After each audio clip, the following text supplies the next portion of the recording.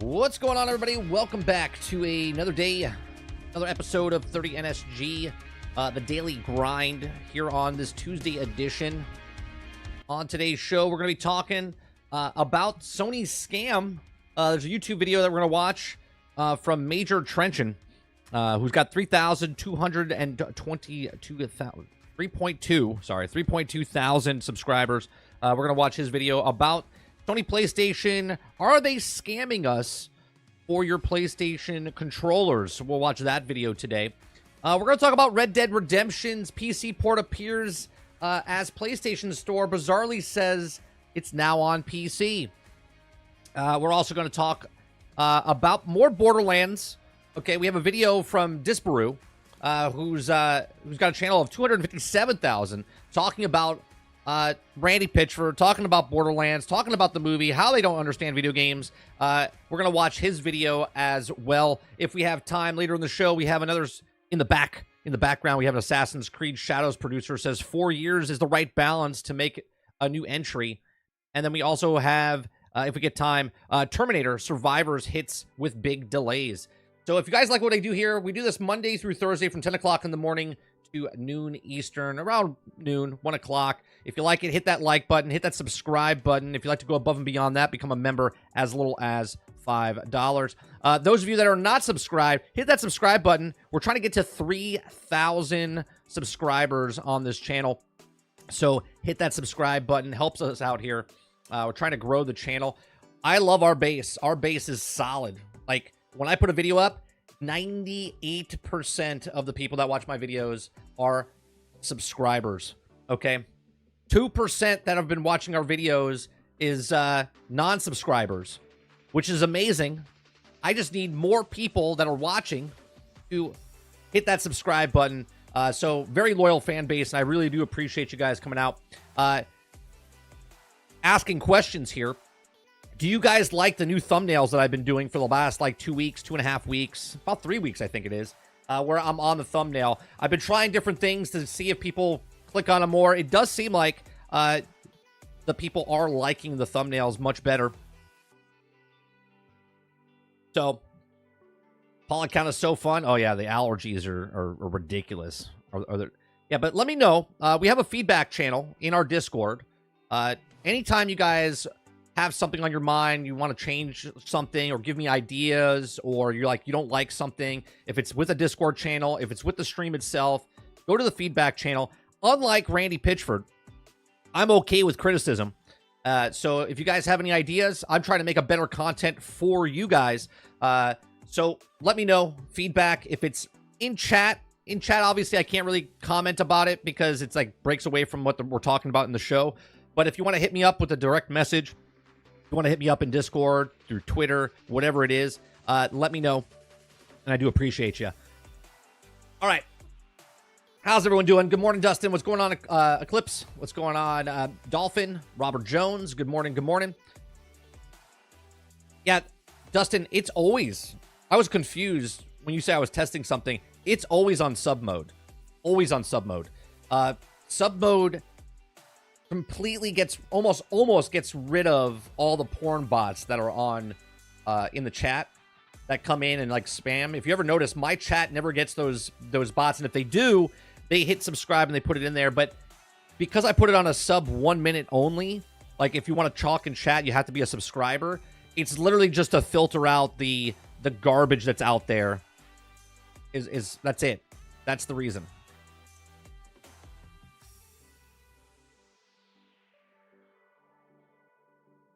Come on, more cats. What's going on, Rowick? Good morning, good morning. But yeah, sub mode's always on. It's been on for 2 years. I thought something else was popping up on your screen. I was like, it shouldn't be on sub mode. It's always on sub mode for 1 minute. For 1 minute.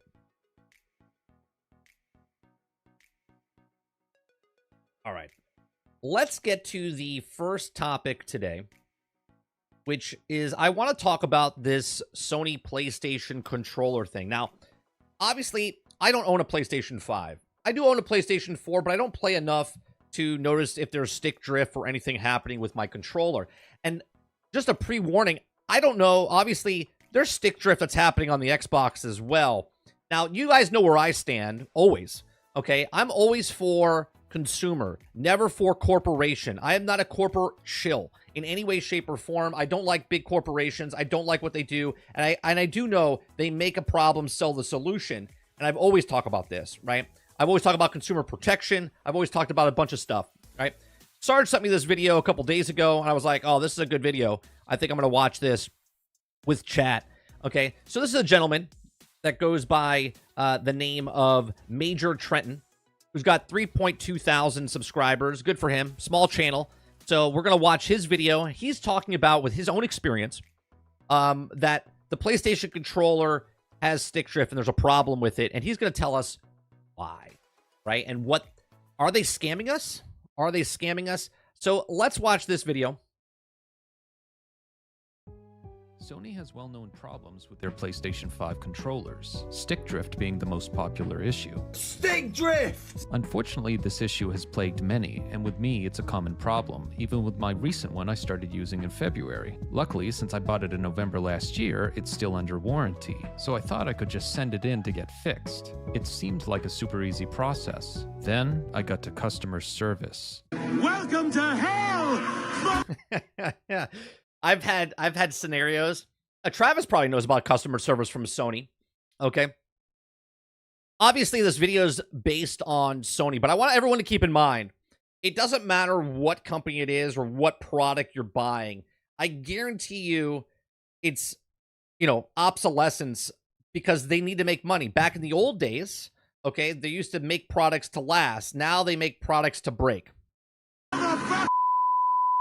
Though I will get to what Sony's scam actually is, I first need to talk about their customer service and how bad it is, because it does tie into my theory. I went from chat to chat, going through various PlayStation experts and multiple phone calls. I had an issue. With just a few months of use, the gray text on the back of my Cosmic Red controller is barely readable, so I could not read the serial number on it, and my box was long gone. I was looking for a way to get around this issue until finally I had my answer. There is no solution. Customer service said I cannot send it in for repair without my serial number. I said surely this cannot be correct, as I have proof of purchase and it's under warranty. There must be some other process or information they can take. Yet there is nothing Sony could do. After a full day of customer service interaction, I got nowhere. It's got to be frustrating. That's got to be frustrating. I also think, let me grab my controller for a second.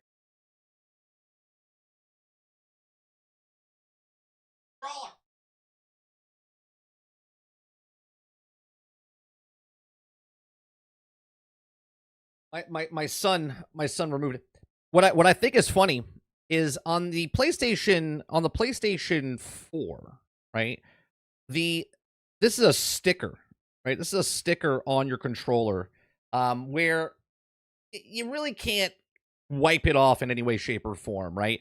On the new controllers, which I don't have because I don't have a PlayStation 5, they've printed on the actual controller itself.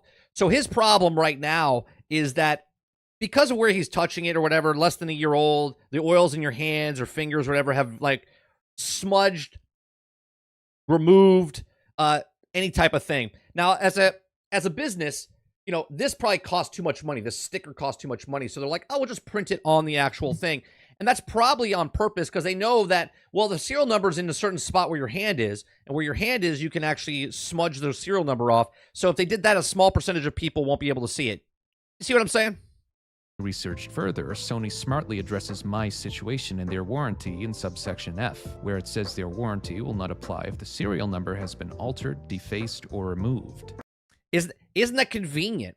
Isn't that convenient? The way they have it, where it puts it in there. If the product has a serial number altered, defaced, or removed, okay, it's weird how they have that in the writing, right? Because they know that they've put it there on purpose to wipe off. Okay, Sarge says it right here. He says a serial number that rubs off instead of being imprinted on plastic. What a surprise, right? Make a problem, sell the solution. Okay, Jason says I know how to replace it for free. Just go buy a new one and put the old one back in the box. Jason, that's exactly right. I've done that multiple times. You buy the same color, you put the same thing back, you put it in the thing, and no questions asked. No questions asked. Dolphin says, I watched the video yesterday on how the Red Ring of Death cost Microsoft $1.1 billion. Well, that's a different fuck up, right? That's a different fuck up because that is a factory defect, right? This is planned obsolescence. This is planned obsolescence. Okay. A couple of guys last year or a year before made a controller that decreased the stick drift almost completely. Microsoft bought the patent. Okay. Intentional or unintentional, it does not matter. Luckily, after buying a magnifying glass and using liquid to make the text easier to read, I had my serial number, which I submitted. All I had to do now was fill out this contact. Travis says, 30, not at my GameStop. They make you do it at the store. We'll test it. This is why there's a place called Walmart. This is a place why they call it Walmart, Travis. Don't bring it to GameStop. Rookie move. Info page, but then I encountered an error saying, oops, your location doesn't allow us to proceed with the request. And then it prompted me to select the correct region, as what I put in for the info is apparently being detected as a region not in the United States. The problem persisted no matter what I tried, and after going through customer service for half a day, they were finally able to manually input everything. After this experience, I thought enough was enough. Maybe I'll finally pull the trigger on the DualSense Edge Pro controller, as I can swap out the analog stick. A clip said, yeah, why do GameStop when you're trying to rip a company off? Definitely Walmart. Yeah. Jason says Walmart or Amazon works. Exactly. Yeah, Amazon has no questions asked. Yeah, it's not worth their time. Not worth the time. If there is a stick drift issue. It's expensive, but it's more of a guarantee I'll never have to go through this hell again or have to buy another controller. And then with more research, it turns out the stick modules, which start at a grotesque $20 per stick. $20? That's like 2 microtransactions in Fortnite. One microtransaction in Fortnite? $20 for just a little thumbstick, huh? Have been out of stock everywhere, all the time. At that moment, a real out of stock all the time. I wonder if that's done on purpose. I wonder if it's done on purpose that the thing that you would need to replace the thing that they sell for $20 is never in stock. I wonder if that's done on purpose. realization set in. Sony is allegedly running the greatest scam ever. Sony has constructed a controller where a person cannot easily get to the analog sticks, arguably the greatest point of failure in a controller. Even after getting to the sticks, to replace or fix them would be even more difficult and risky. Doing this also voids the warranty if it's still under it. If you cannot fix the sticks yourself, then it leaves you with two options: get a new controller or have Sony fix it. If it's there's your thing. Make a problem, sell the solution. If you can't open your controller, if you can't get someone to fix their controller, well, then you have to have Sony fix it, or, it's just easier to buy a new controller. If it's out of warranty, having Sony fix it is way too expensive, so realistically, getting a new controller is what you would do. If it is under warranty, like mine, Sony has seemingly gone out of their way to make it as hard as possible to successfully submit a warranty claim.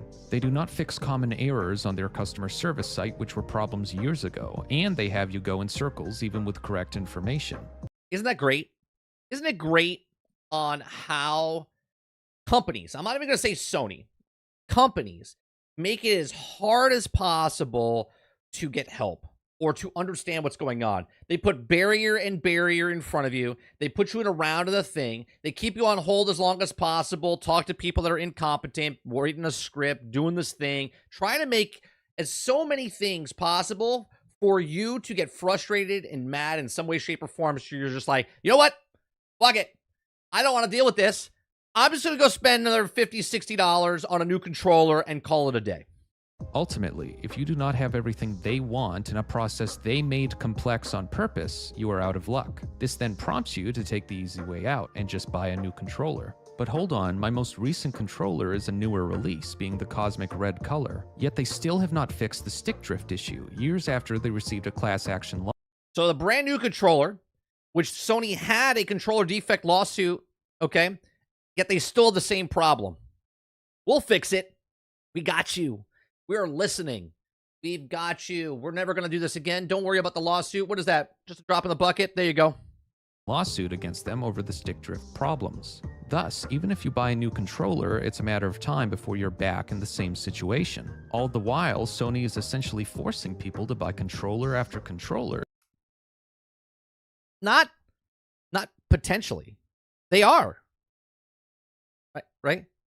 not essentially a forcing you. They are forcing you, right? They're making it seem like, well, yeah, you can go through customer service and jump through 19 hoops to get to what you need, okay? Even though you're a customer, they don't care. They don't care. Okay, Dolphin says, none of my first-party Xbox controllers have ever stick drift. I have an original Xbox One controller that works perfect still. Dolphin, I've have stick drift on mine. I've returned a couple. So this is why I say it's not a Sony thing. This is just a what his video is about, right? I don't want to make it about, well, Sony sucks and Xbox doesn't, because I've had stick drift on my Xbox controller plenty of times. Plenty of times. The difference here, though, is I don't believe, and I could be wrong here, but I don't believe that Xbox was under a lawsuit because of making stick drift, okay? Obviously, there's regular wear and tear, and there's warranties and stuff like that, but when a company goes beyond, even though you have the receipt or you have the serial number and you're doing the things that you're supposed to do, they try to make it as super hard as possible for you to actually get your thing back. Eclipse says, you know what, Travis, you just keep buying new controllers for a company that ripped you off instead of just doing the whole return idea, because you know you aren't worth $1 billion of anything. Altern says a joystick gets stick drift faster and more by L3 and R3 playing games to force you to press the controller joystick. Now that's an interesting point, Altern, where in games pushing in on that R3, L3 happens more, right? That happens more. That's very interesting, right? Is it planned, right? Do the studios come up to people and go, all right, guys, well, how do we make more money? Well, less people are buying consoles, so let's sell controllers. Xbox sells a shit ton of controllers. PlayStation sells like the other first-party devices that help you, right? Hence why Sony dives into the Portal, VR2, the controllers, the haptic feedback. These are much more things that can go wrong in the controller. And obviously, they're like, hey, when you make a game, can we have a button or something to push in on the left and right, sticks, so there's more wear and tear on those, so they break a little earlier so people can buy. So if someone owns the PlayStation or the console, let's just say, for 4 years, they're going through like 2.5 to 3 controllers a piece, right? 100%, I guarantee you that's actually happening. Kylo says, honestly, same, Dolphin. Just opened up my Space Jam controller a month ago. No problem. My Forza Horizon 5 controller has no problems either. Sarge says, my Xbox 360 controller lasted 3 years. I played every day. Right. The only thing that's happened to my old controllers. Here is a controller. There's no stick drift on this. No stick drift on this, right? But I want you to look at the. You see, I don't know if you guys can see it. You see right here? I played so much, okay, that it actually warped. Okay, warped, and the rubber is completely off of that controller, if you can see it.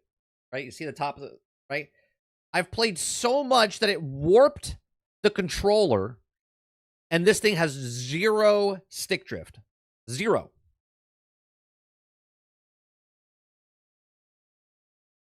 Right? That's the difference. Kylo says, I still have my OG Xbox One controller that came with it and it works fine still, too. Yeah, no, I hear you, Kylo. I hear you. Okay. Waterbear says, luckily I had mine since the PlayStation 5 drop and I haven't had to replace any of my controllers. I guess I got the good ones. Either that or you don't play good. Get better. Get better, Water. You got to play a little harder. You got to play some games that actually make you use a controller instead of just pressing X and Y every so often. Captain Thrust says, yep, I'm dealing with stick drift on my left stick on my PlayStation 5 controller. It sucks. Robert Jones says, my Xbox Series haven't drifted, but I rarely use them. My PlayStation 4 and PlayStation 5 controllers drift like crazy. Jack says, I had a stick drift on my PlayStation 5 controller, had them warranted out, and also literally was trying to sell me on the DualSense Edge. Yeah, of course they are. They're trying to upsell you, Jax. They're trying to upsell you. Let's watch a little bit more, and I'll go back to your questions or your statements. Since they make the process terrible and won't fix the root cause of the stick drift issue. At this point, you are right where they want you. You either keep buying controllers or you spend 3 times the amount of money to get the DualSense Edge, which solves the issue. Yeah, 3 times more, right? Which should fix the problem, right? Instead of buying that $50, $60 controller, Why don't you spend $200 on this Edge controller, which is much better. We have better quality parts inside there. That won't happen. Except, brilliantly, it does not solve anything. In order to switch out the sticks in the DualSense Edge, you need to buy stick modules. These stick modules are out of stock everywhere, and in the past few months have only been in stock on the PlayStation website, where... See that? Buy a more expensive controller. Then, if you have a stick drift with your more expensive controller, we'll let you change it out yourselves, and we'll supply the part for you. But magically, that part is out of stock all the time. they sell out almost instantly. The reason this is happening is quite simple. Sony has not made nearly enough stick modules, and I would argue they've done this on purpose. I would agree. Now, he's speculating, but I would agree, right? We've talked about this in the past, right? Where if you... I said this when the Xbox Series S and X came out. Now, obviously, the Xbox Series X costs more to make on their side. Okay? It also is more expensive. And it also comes with a disk drive. And Xbox has sold, and we know this, it's like 2-to-1 or 3-to-1 over the Xbox Series X from the S, because the S doesn't have a disk drive. And there's a lot more in stock when you went to stores when they were first coming out, because they're trying to sell you a box where you can't get... I mean, we did it. Like, I did it myself, right? There was no Series X to buy, and there was only Series S's. So I bought a Series S, and I said, well, I'll buy it and then give it to my son afterwards. Well, they did it on purpose. The stock was low on the X, wasn't coming into stores. The S came out, people bought more of those, and then you're now inside the ecosystem. Same thing here with the controller. We'll sell you a more expensive controller. We'll sell you the parts just in case you have stick drift. Unlike the other controllers, you can't change those out. But with the more expensive controller, we'll let you switch out the pieces. But the pieces won't be in stock. So what does that make you do? Well, if the piece that you need is never in stock and you're a person that plays your video games, you gotta get your video game session in. So instead of waiting for the $20 piece to come in, you're like, fuck it. I'm just gonna buy a new controller.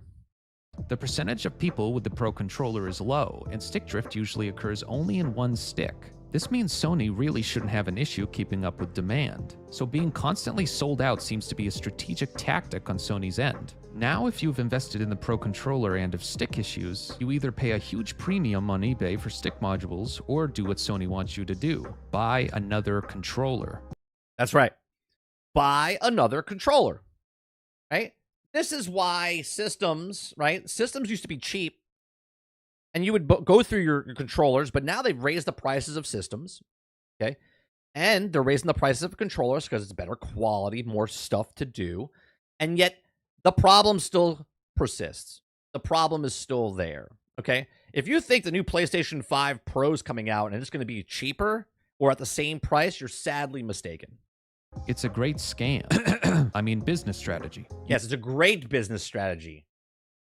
Business strategy. You do not fix a well-known issue, have horrible customer service and glitches preventing warranty claims, make people buy more flawed controllers, and have your premium controller not actually solve the issue because you chose not to make enough stick replacements. Pretty much the only meaningful accessory to the Pro controller. I would love to be hopeful and say they'll fix the issue, that they are not actually scamming people. Right. Maybe they're not scamming people. Maybe it's just really bad luck with tens of thousands of people that have this issue with their controllers. Maybe. Maybe it's just a really, really bad, poor karma. I don't know. But given what's currently happening, it's just wishful thinking. We're more than halfway through the PlayStation 5's life cycle, and this problem still has not gone away or gotten... Oh, look at that. A brand new Astrobot controller. DualSense wireless controller. Limited edition. You got to get that. Right? I got stick drift in mind. Brand new controller? That looks cool. I think I'll buy that one. There's no way that there's going to be stick drift in the brand new controller they're coming out with. Better. If anything, it's worse. Sony knows exactly what is going on and loves it. Unfortunately, that sucks for everyone else. Thank you for watching, and I'll see you all in the next video. So, Major Trenton here brings up a great point, okay? Brings up a great point. I'm going to give him a like, right? We're going to give him a like. I'm not going to subscribe because I might not watch his stuff, but I'm going to give him a like. And if he comes across my feed again, because I don't want to hurt fellow content creators if I don't watch your stuff, right? But we watch that stuff. You give it a like. Okay, he's got 19,000 likes. Speaking of likes, make sure you guys are hitting that like button down below because it helps us grow the channel, and I do appreciate you, right? But he brings up a very good point. Okay, is this happening because, you know, it's happening, or are we just thinking it's happening, right? Planned obsolescence is a thing, right? Planned obsolescence is a thing. Quintar, thank you very much for the membership. Appreciate you as always. Thanks for the continued support. Right? And again, I don't want to make this about a Sony thing, Xbox thing, right? It happens across the board. Companies like to take advantage of the consumers. Okay? They try to make you jump through hoops as much as possible so you get as frustrated as possible. Okay? So they get you to that final point. Now, let's take this another step closer. Okay? With all the streaming services that are happening, okay? Quintar with the 5 gifted memberships. Quintar, thank you very much for the 5 gifted memberships. Appreciate you.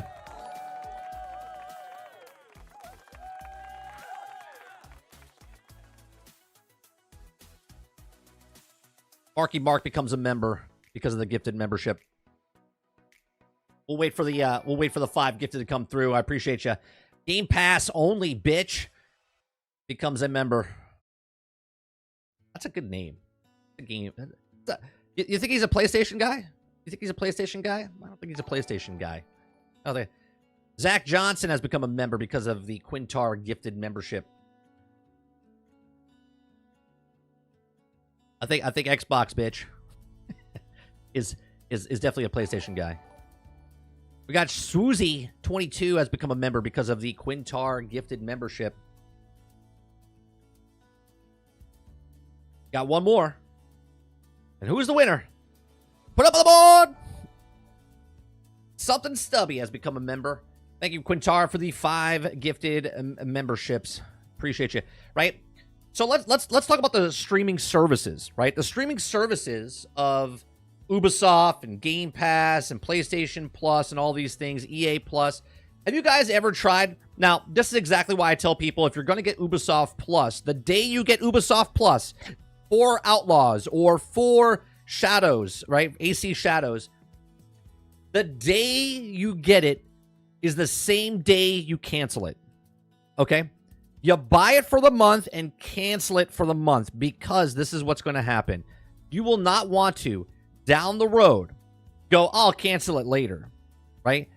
You cancel it right away because they make it super hard to try to jump through hoops because they want you in the ecosystem, okay? You get it and cancel it. You literally sign in and go, Ubisoft Plus for the month, cancel Ubisoft Plus for the month, okay? Right then and there, because you will forget about it, it will go back in, and then it just does the $18 for the month, and you're like, it's no big deal. I'm going to go back and play AC Shadows in the next month or two, right? And that is what they're hoping for. That is exactly what they're hoping for. Let me go back up a little bit what you guys are saying over here. Waterbear says, all I can say is stop buying cheap PlayStation controllers. You think you're buying the OEM version, but GameStop sells the bootlegs. Well, even that, Water, even if you buy the more expensive controller, stick drift still happens, and they're out of stock for the little modules that are inside because they still want you to go buy another brand new controller. Okay? Eclipse says, but that's the thing. You could repair them, and I don't think you can do that nowadays. You can still repair them, but they don't have the parts for you to repair it with. Robert Jones says, older controllers never drifted until they were broken. I remember Sarge tomahawking an old Nintendo, original Nintendo. That thing still works to this day. Still works to this day. Obviously, there was a lot less moving parts inside there, but he tomahawked it. Board into the ground, still works. Altern says, the proof is that my brother plays Fortnite, Save the World. They force you to use R3 and L3 to edit constructions. I don't play it, and I bought the controller at the same time, and he got stick drift. Your theory is correct, but we don't know what he does with it afterwards. How violent it is, he throws it and stuff like that, right? I mean, assuming that you guys both treat it the exact same, you're 100% correct. And I agree with you, by the way. I agree with you, Altern. Go on, Mo. This is what my series controller looks like. I got covers for it and changed the face on it, and it makes it like a new controller. Let's see. Robert Jones says someone probably just bought the old stocks for the replacements, right? They just bought them all and then put them up on eBay for more money or whatever.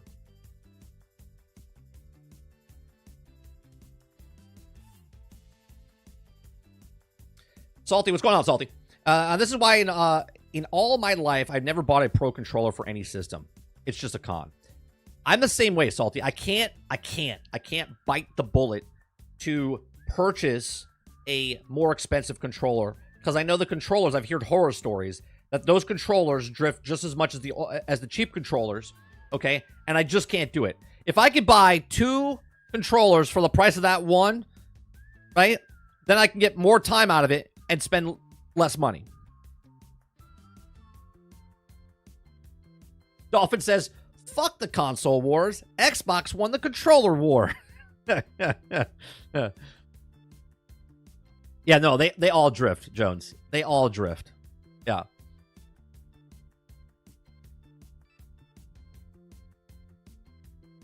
Altern says it looked super planned. They don't use the Hall Magnet zero drift joysticks, but instead use the normal ones. This seems like in every gen just keeps breaking faster. Right, because you got to remember, right? This is an actual thing. Less people are buying consoles. Less people are buying consoles because consoles are double the price. Okay?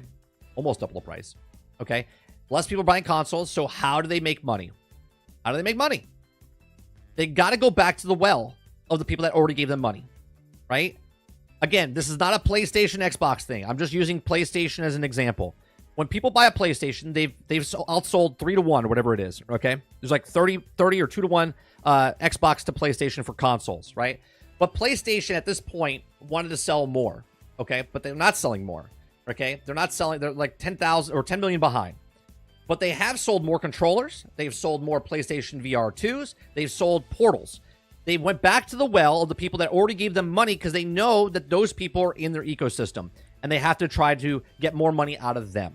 Okay? If this is between charging more money for games, a subscription fee, microtransactions, they have to go back to the well to get these people. Where back in the day when Nintendo made consoles and they were the ones on there going against the Sega and Dreamcast and PlayStation in the early days, they were just making stuff. You didn't buy 15 controllers for Nintendo. It was quality stuff. It was quality stuff.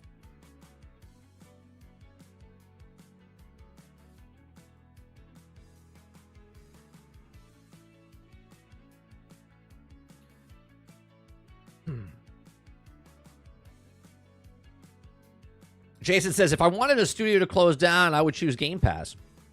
Altern says, and some services renew 3 days before, meaning if you bought it on the 13th, they will renew it on the 10th of next month. Right? They get that. They want to make sure they get their money. They want to make sure they get their money, Altern. Just in case something else gets pulled from your bank account, they want to go 3 days early so they can get it.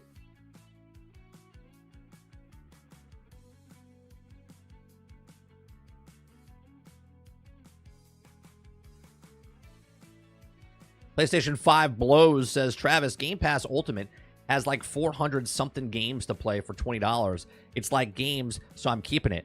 Right? $20 for 400 games or $20 for a little piece of controller thing that you can put back in your controller that you can't get.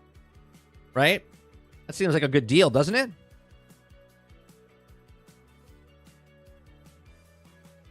I never understood people defending saving money.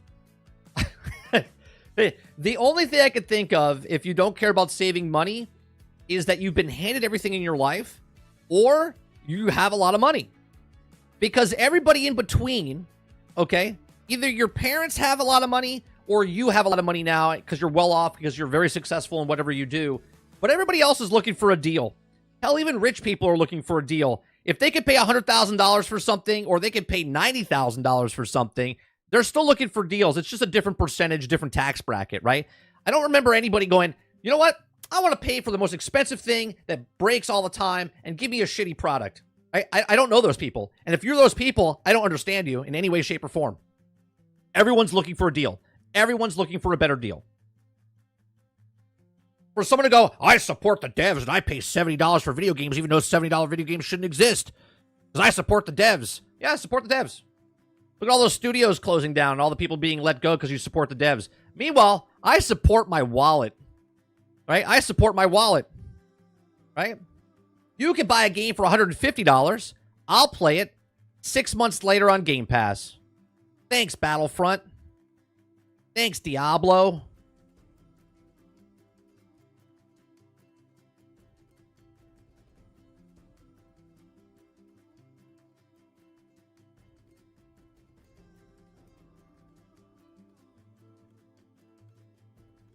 PS5 Blow says, I'm an adult, and buying games all the time instead of Game Pass seems illogical. Right. Argus, morning, Argus.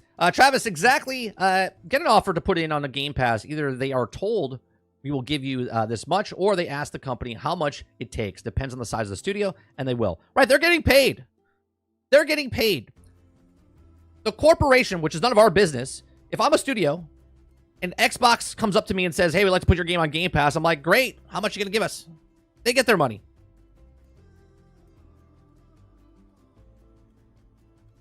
Robert Jones says, bought a scuff and it started drifting after the warranty. So planned obsolescence is an actual thing, Jones, right? Like if you buy a bed, okay, and what they do at the factory, they'll take like a bowling ball or thing and they just keep hitting the bed. And that simulates the amount of times people like get into their bed, right? They're like, oh, over a course of time of 10 years, this bed, right? And if that mattress will drop, let's say an inch, okay? So obviously they do the research and then they tell you that if your bed drops more than an inch, well, then we'll give you a full warranty, right? Warranty, full life. But they already know when they made that plan that that bed will never go below the inch. So then they send someone to your house to check the bed and see if it's in warranty. So they'll come over and do the measurements. They'll take the little stick test or whatever they do. And obviously, they're like, well, your bed doesn't qualify for the warranty replacement, but what we could do is we could give you a $200 discount. It's all part of the plan. That's what it is. They know when a light switch is pulled up and down, up and down, up and down, they know how many times that light switch has of its lifespan, right? Clickety, clickety, clickety, whatever it is, okay? Bed, chair, car, engine, doesn't matter what it is. They spend millions and millions of dollars to test out things to make sure they know when it breaks, and then they put that warranty where it's just before that breaks. This is a thing. This is a thing. Water Bear says, guys, you got to stop buying those Borderlands movie controllers.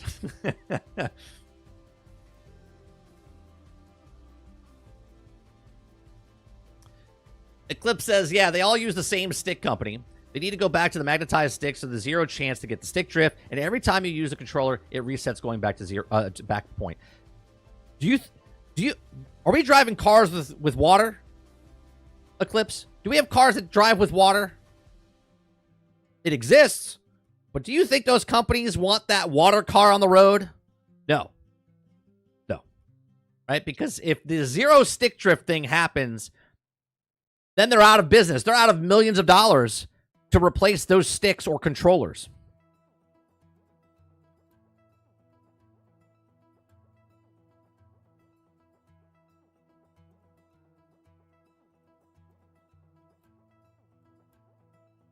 Water says, how many of those 400 games do you play per month? Like one?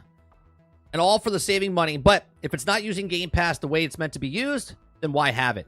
Well, even if you play that one game, Water, for that month, even if it's a smaller, cheaper game, let's say it's a $30 game, you're still getting your money's worth for that month, are you not? And if you play one game a month for 12 months, it's still, if you only play 12 games of the 400 games, it's still worth it. Because the amount of money that you're paying is only for 3 to 4 games. So it's still worth the money.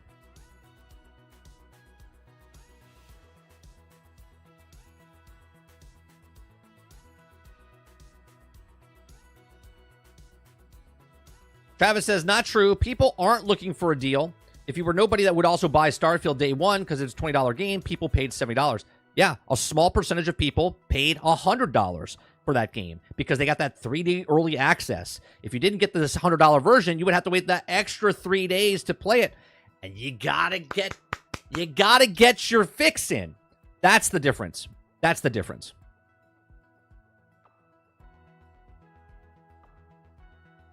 I think some people just have Game Pass to say I have Game Pass or PlayStation Plus, to be honest. Not many people actually play more than 3 games a month. No, it's not 3 games a month. It's 3 games a year, Water. 3 games a year. Full price games are $70. 3 games is $210. Right? You need to play 4 games to get your money's worth on Game Pass for full launches.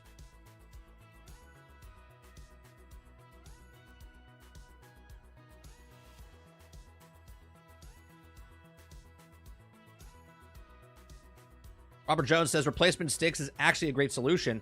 Best would be alternative technology. Right. But if you get alternate technology, you put in your PlayStation controller, it would void your warranty if you replaced it with the thing, right? And that's what people are like, I don't know. So you have to wait for the first step you should do, if you're under warranty, is try to get that thing replaced. But then those fuckers don't try to help you, so you have to buy a new controller. At that point, then I would open up the controller and then use the technology that they have, the alternate technology to put into that controller.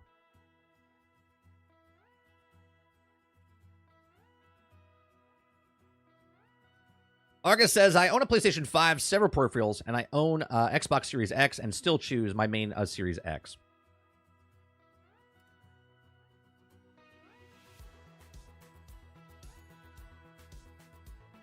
Kill the Justice League. Could have got $250 million for Game Pass and didn't take it. That's right. But we don't know what the actual, what that deal was, right? They offered him $250 million, right? And Warner Brothers was like, yeah, I think we're going to sell more. So we're going to keep that. You guys keep your money. We're not going to take it. That was a mistake, huh? That was a mistake.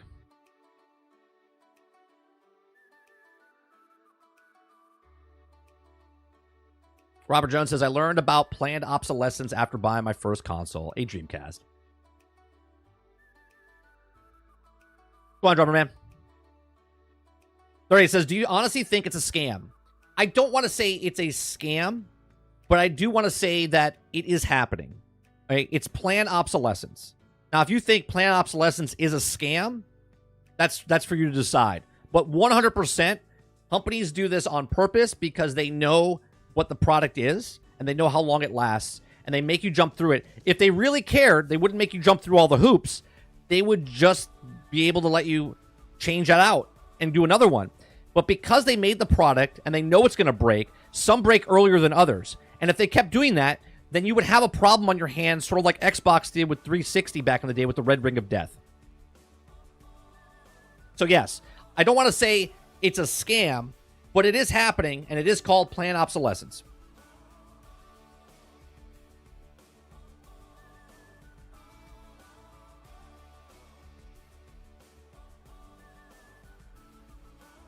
Eclipse says, I mean, it's really worth the money for console users because it's got to pay for online service anyways, so getting those games is a nice bonus. Well, right, because you're not even... Xbox is disguising it where that price is already in the thing. So you're not really paying for online access anymore. You're paying for just Game Pass, and Game Pass is part of the online thing. Before, you had to pay for gold, right? Now they just submitted it into the actual Game Pass price. So yes, you are paying for it, but at the same time, they've hit it better.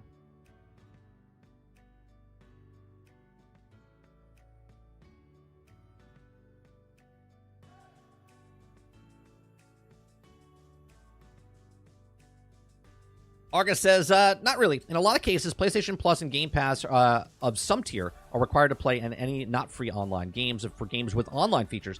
So almost everyone pays for a sub anyway, just to pay for the company, right? Is it pay for for a couple of more bucks for a better tier, right? Unless you're playing on PC, then you don't pay for online. You're just paying your online fee just to have online anyway.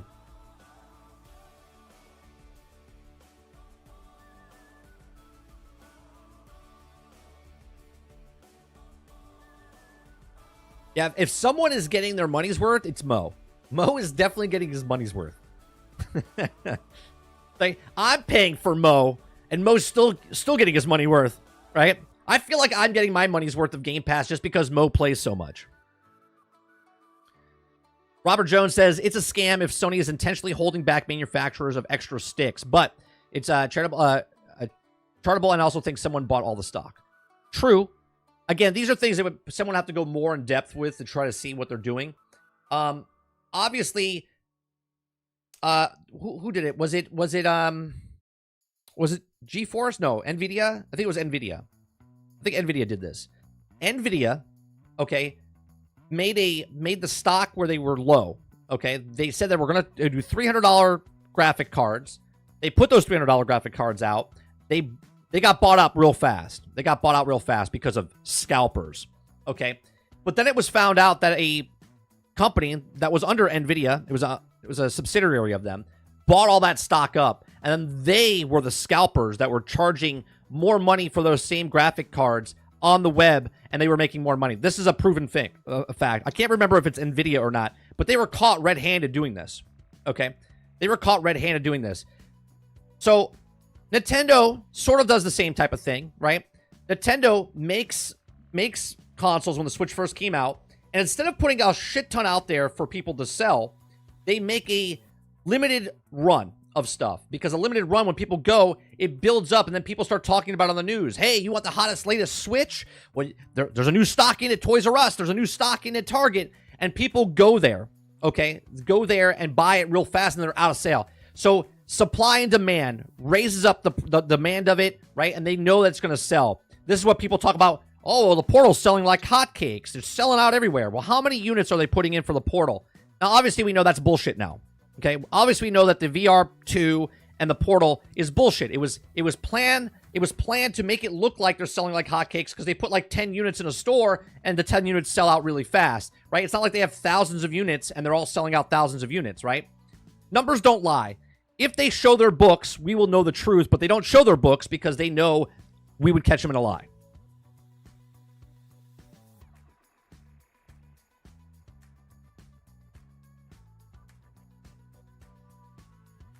Clip says, I don't know, he's been geeking on First Ascendant for a while now. I think he has time to play other games.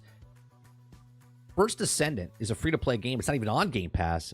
And Mo is paying for Game Pass. He's not getting his money worth right now. But I still think he is. I still think he is. For some strange reason, he goes and he does something else with Game Pass. He's got more time than I do. I only have 24 hours in a day. I think Mo's got like 28. He's got a hot tub time machine. Mo's got a hot tub time machine.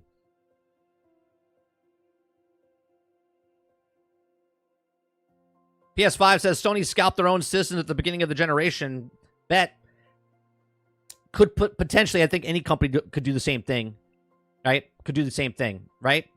High demand, you make that demand by giving it lease out there. But during that time frame, during that pandemic, there was a chip shortage. That was actually, everyone knew about that. So it wasn't just their systems, it was everyone's systems.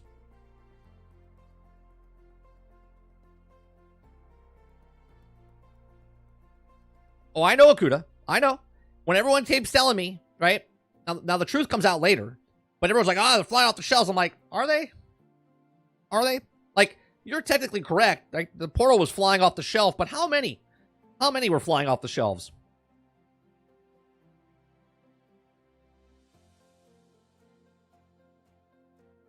No, Travis, that's false. Numbers can't be manipulated, okay? Because there's always a paper trail. If we can know what the actual thing was, people manipulate numbers, but numbers don't manipulate themselves, right? You can manipulate the numbers 100%, okay? But if they actually show you, you can follow the line back, but they won't do that. They won't do that, but the truth always comes out. The truth always comes out. Argus says, yeah, most of the stores only get a handful of consoles in shipment. It's nothing impressive for individual stores to quickly sell out of them. Right? No, it's made on purpose. It's done on purpose.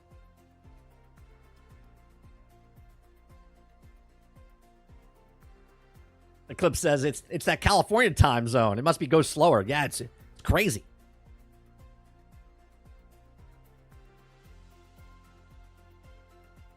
All right.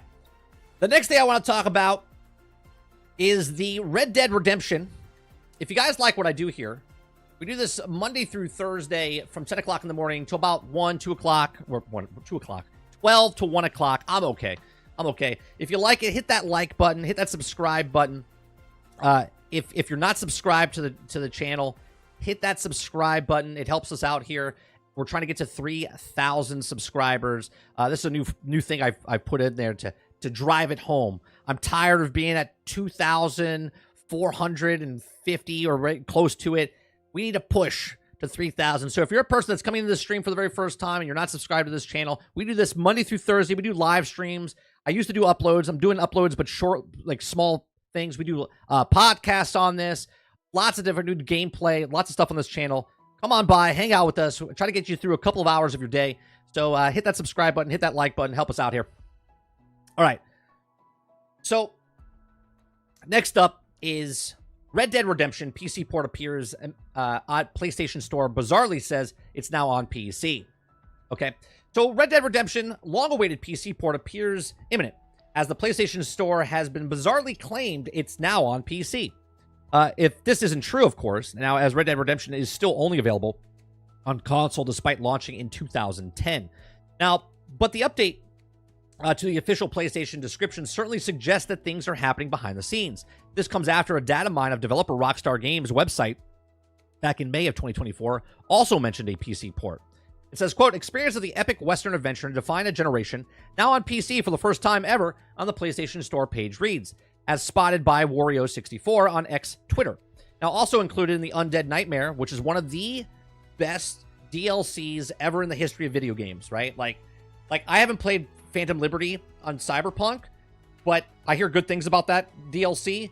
But the Undead Nightmare inside of Red Dead Redemption was one of, up until, whatever DLCs came out now for, present games, one of the best DLCs ever. Okay? The iconic horror story has transformed the world of Red Dead Redemption into an apocalyptic fight for survival against zombie hordes. Okay? Now, the post continues to mention that further PC elements featuring the complete single-player experience for both games, including bonus content from the Game of the Year edition, Red Dead Redemption features all of the 2023 console version upgrades, plus PC-specific enhancements, including support for increased resolution and frame rates, multiple displays, and other accessories, plus spatial surround sound.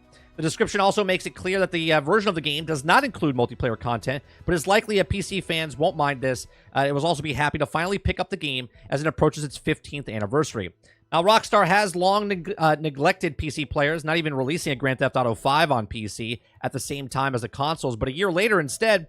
And it's the same situation for Grand Theft Auto 6, which is likely to be the biggest video game launch of all time. No PC version has been announced. Okay, so look, Red Dead Redemption, up until Red Dead Redemption 2 came out, Red Dead Redemption is one of my favorite games of all time, right? I love Red Dead Redemption. I thought the storytelling, just the game itself, was just a fantastic game, right? Then the Undead Nightmare came out, and that just raised the bar even bigger. And I absolutely love it. You guys hear me all the time saying I will never, or I shouldn't say will never, I don't like remakes and remasters. I don't like remakes and remasters. This is the one game that I would like a remaster of, just to bring it up to what Red Dead Redemption 2 graphics are, okay? Now, I'm not going to go out and buy this thing day one when it comes out. I would wait for it to go on sale, and then I would have, like I used to collect DVDs, I would have the box set of Red Dead 1 and Red Dead 2 with the upgraded graphics and whatnot, right? That'd be cool. Now, obviously, I don't need to go buy the remaster or redone of Red Dead Redemption, but it would be cool if they updated the graphics and put it out on the PC, right, after 15 years. Now, maybe they will do the 15th anniversary when it comes out next year, and that could be possible where it's not coming out this year, but it's coming out sometime next year. Maybe we get an announcement at Gamescom or whatnot. What do you guys think about Red Dead Redemption? Have you played it when it was on console, and are you going to pick it up now because it's coming to PC? Now, are you going to pick it up on PC because you love the game and you want to own it again on PC? Or are you going to pick up the game because you've never played it before back in the day, 15 years ago? Because I know a lot of you guys, even if you're 30 right now, okay, you were probably 15 years old and you probably didn't play the original when it came out. Let me know in the comment section down below. Let me know in the live stream. Are you excited if it's true that Red Dead Redemption has a PC port? And I do believe it's coming true. I just don't think it's happening, sooner rather than later. I think it'll happen probably for the 15th anniversary, but who knows, right? If you like what I do here, please make sure you share, like, subscribe. And if you like what I... check out some of our other videos. Thanks for watching. So, chat, what do you think about this PC port? Oh, I don't know why that's going back up. What do you think about this PC port as far as... is it real? I mean, we saw it back in May of this past year that there's talks about it. And obviously, Sony loves data mining stuff. Their security is top-notch over there at Sony. Right? Top-notch. All right, let's see here. Akuta Papa says 30. Oh, also, the article about the 3,250% increase in sales compared to last month for PSVR 2 after PC announcement means why they sold 325 consoles because of the previous month they sold 0. Right. Again, those numbers, if you follow the path, Akuta Papa, you would know what the actual number is. Mo says, I only got 14 days and 2 hours in it. In the first Descendant? My God. He's putting those Destiny numbers in there. Argus says it's really less than fudging the numbers and more so intentionally obtuse for completely quiet about the certain numbers to keep the focus on the numbers that look good. Right, they only come out with the numbers look good if the numbers are actually really good. If they don't come out with numbers, then we know the numbers are not good.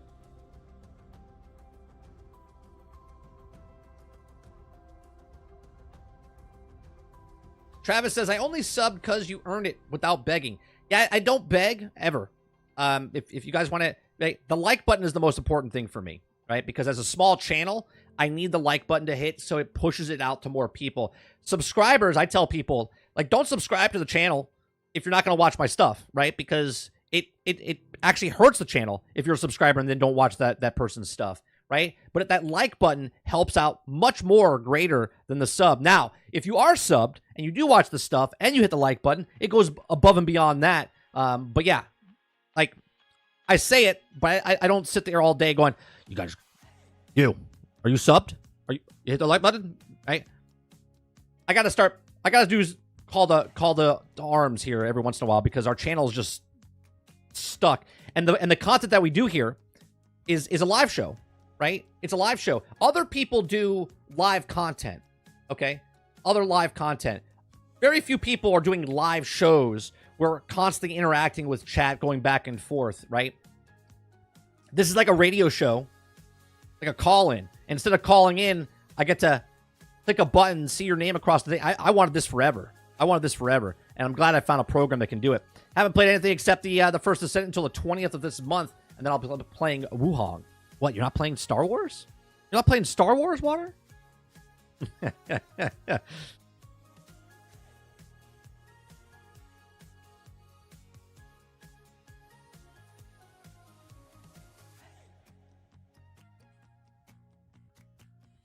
Jason says, I thought I bought the PS4 port. Well worth the money. Yeah, Red Dead Redemption is, if that's what you're talking about, Jason, that is a fantastic game.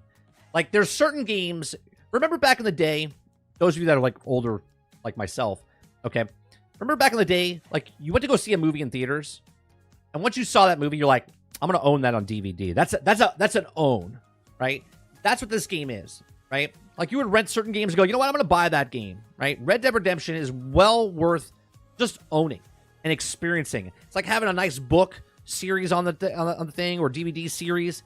Red Dead is one of those games that you should have, like a Mass Effect, Red Dead. Hell, I'll put the Halo series up there. You know what I mean? Like, there's certain series, God of War, Spider-Man. It's good to like own these games because they're good games.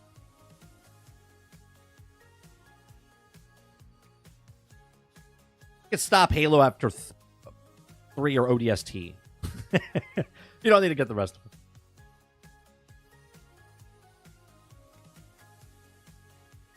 Chris says, I'm worried that his Red Dead Redemption might have a PSN region locked. Oh, I didn't even think about that, Chris. You think it will? I think anything's possible. Oh, you know what I want to talk about today? Maybe we'll talk about tomorrow. I got to find some of the articles. Helldivers. What is happening to Helldivers? We'll talk about that later. PS5 says, Red Dead ain't Sony, so don't worry about it. Rockstar would have to make you sign up or something. Right, you probably sign up for Rockstar, and you probably don't need a PSN network and stuff like that. Sarge says, but did you watch it? But did you watch it?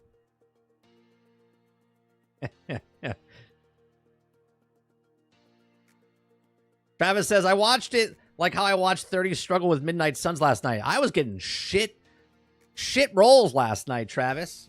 Although I was enjoying myself. I wasn't frustrated in any way, shape, or form.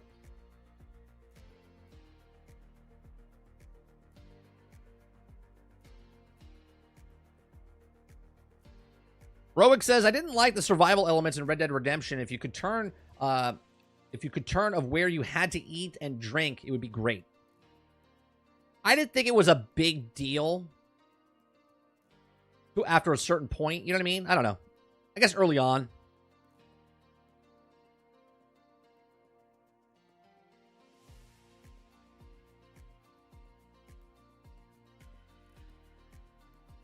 Why don't you shut up, Akuta Papa? 30 DVD. I was expecting you to say VHS. No, I would say Betamax. It'd be Betamax.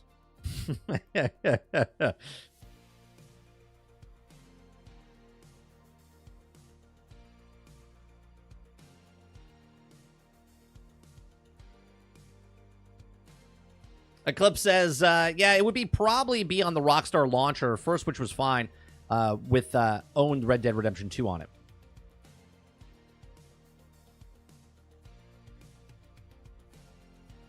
Argus says, apparently there's a player rebellion against Helldivers 2. Yeah, they're doing some nerfing and changing stuff, and people are they are pissed off. How fast a game, when it came out and had so much love and goodwill, and they've done everything from that point to destroy it, which is just strange to me.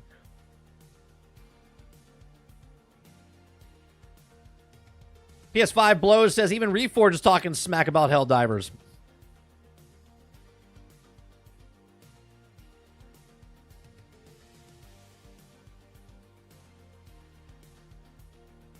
Let's see what you guys are saying here. Roadkill says, see the new retro Michael Myers and Ash Evil Dead game coming out in October. It looks awesome. There's a separate game coming out, or is that going into that? Or is that going into that Halloween game or Evil Dead? So you're saying in the Evil Dead game, Michael Myers and Evil Dead? Are those two separate games, Roadkill, that you're talking about? Or is that they're both going into one game?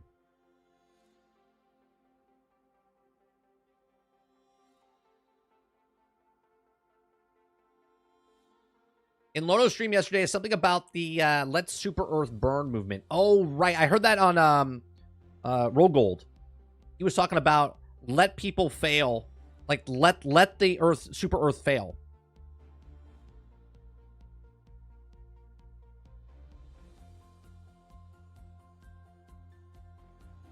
People love to whine and go change something. No, Travis. There's literally people that are pissed off because they're nerfing guns they shouldn't be nerfing.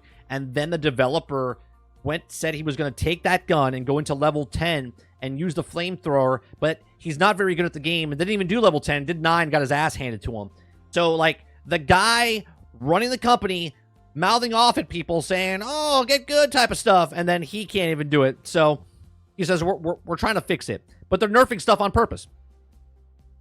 And I made a video like 3-4 months ago, okay, and I said, never nerf a PvE game. Never nerf a PvE game. Yeah, Jason says it. I'm still playing Helldivers, but the flamethrower nerfs make no sense. It hurt the build I like using. You can't have fun, Jason. You can't have fun. You gotta nip that in the bud. You want to have fun? You gotta play the way we want to play.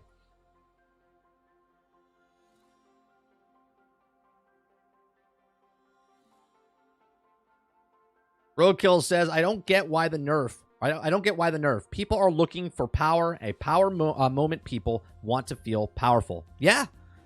It makes no sense. It makes no sense.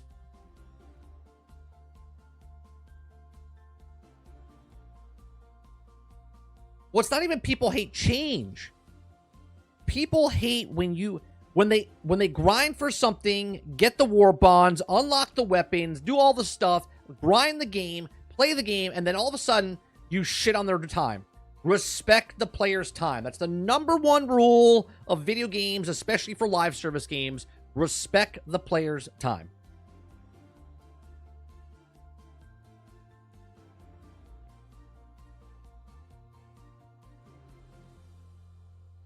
Argus says, I heard that Helldiver's new Battle Pass thing wasn't received well on top of that. Yeah, I don't know anything about that.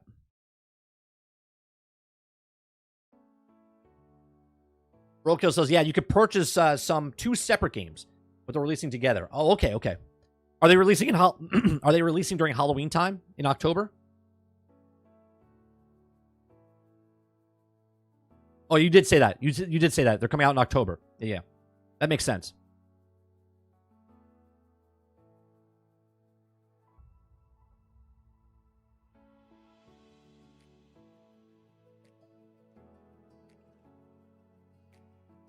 Baltic says, I think Roadkill meant the developers' Boss Team games are also in the process of developing on not one, but 2 video games based on John Carpenter's classics. Yeah, I get that now. Appreciate it, Salty.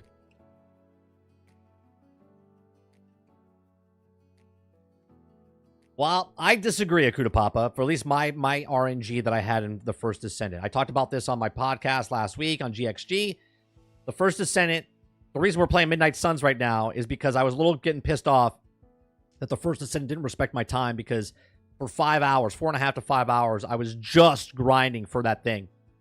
I must have done 15 to 20 opens of the shard, and I was not getting the piece that I needed. That was a 20% drop. I was like, you know what? I'm just going to put it down. I'm not pissed at it, but I'm a little like, you know what? I'll go play something else that I feel like my time is being spent better. Altern says, Travis, the guns are shit. Enemies are now hard to kill even in difficulty 3, and that is how to low Helldiver's guns are now. Right, they've completely ruined the game.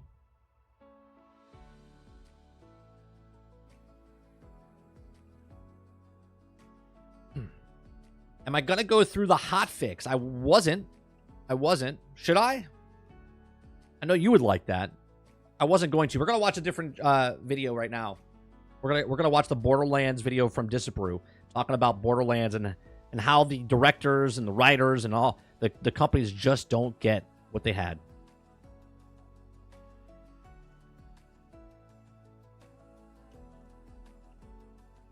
Altern says the new War Bonds is fire warranted, and right when they nerf fire. Well, that's fucking stupid. That's stupid, Altern.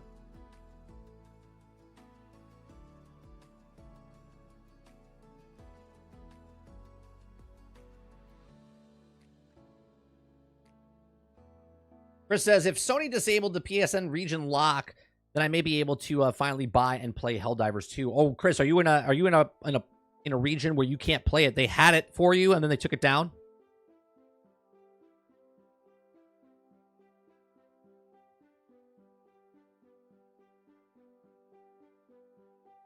Eclipse says I heard that they're going to try to make the grind a little easier. Hope that's true. Oh, for the First Descendant?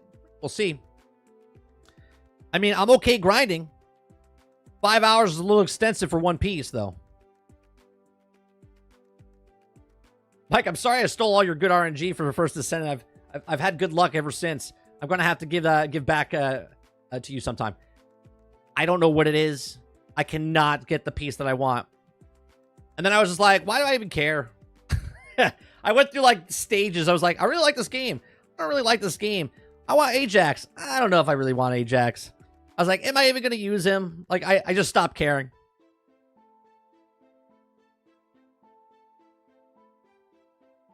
Still no Freddy game. I don't know where he's getting October release date from. It's only just been confirmed. No release date has been announced. I'm assuming it's October because of Halloween and stuff like that, Salty. It's probably a speculation.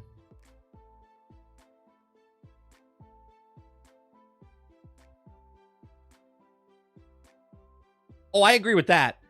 I agree with that, Akuta Papa. Because at least in the First Descendant, if you're getting something for one of the other characters, unless you're specifically going for another character, you can always get something. In Helldivers, you're just screwed.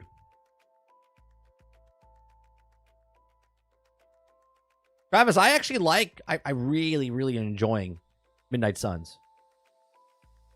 Really enjoying it. There is so much dialogue, so much cutscenes. The stories are good. They've done a really good job with the characters. It feels like a comic book. It feels like they stayed true to what the characters are. And goddamn, I hate Nico. Goddamn, I hate Nico. I didn't know who Nico was, but I hate her.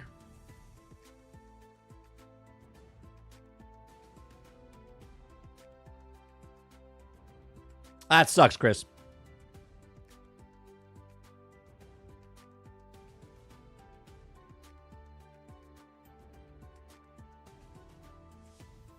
I had to do one run 45 times to get the mod I wanted in the first Ascendant. Yeah, see, stuff like that, man. I hated it when it was in Destiny. When I played Destiny Heroic, and I would do dungeon after dungeon trying to get this drop or whatnot. I forget how many times I ran the Vault of Glass to get the Fatebringer. But when I did, I got excited about it. But it wasn't 45 times, okay? But it was quite a bit. I want to say maybe it was like the 9th or 10th time doing it. But it also, you could get the Fatebringer without even going through the whole raid. All you had to do was go through that first section. You know what I mean?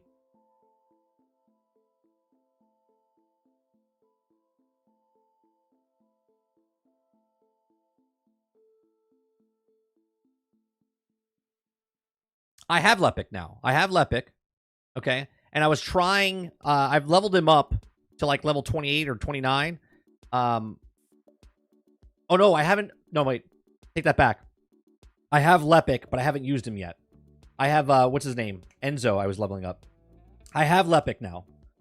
But I wanted to try to get Ajax. Maybe I'll go back and play Lepic and see if I like him.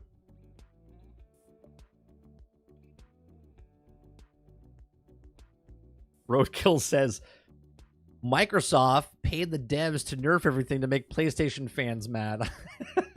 Wouldn't that be funny? Like, hey, Arrowhead.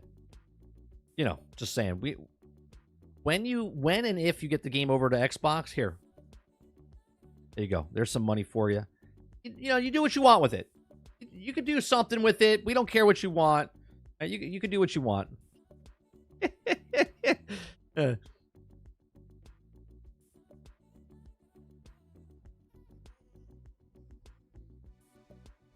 Salty says, I like Midnight Suns, but damn, there's a lot of fluff that wasn't needed. I'll hold my thoughts on that, Salty, because I haven't finished the game. As of right now, I just got to part 2 inside the game. As of part 1, there's a lot of fluff that I can do without. But there's also a lot of stuff in there that I like a lot, right? There's a lot of stuff, good dialogue, good conversation, good character building and stuff like that. Because even though I hate Nico, if I never read a comic or never knew who that character was, I understand who that character is now based on the information they gave me in this game. Do you know what I mean? And as I'm playing through the story, they're opening up, but God, I hate her. But at the same time, I do appreciate that they're respecting players, that if you're a fan or not a fan of certain characters, you're getting backstory of these characters. Which is more to say than what most other game companies do with superhero characters.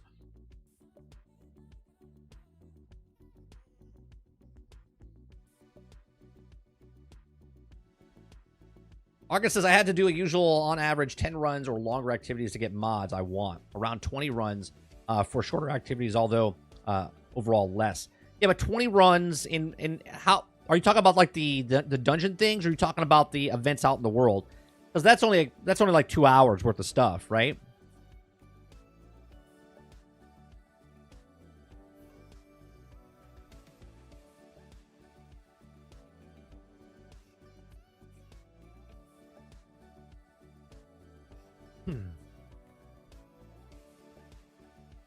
Salty says, I hate Nico, but playing her actually surprised me.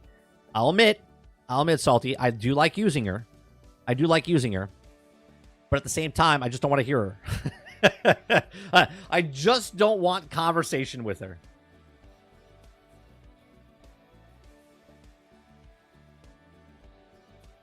Eclipse says, I skip all the dialogue about bonding. I don't really care what a superhero is doing in his free time. Sorry, I don't.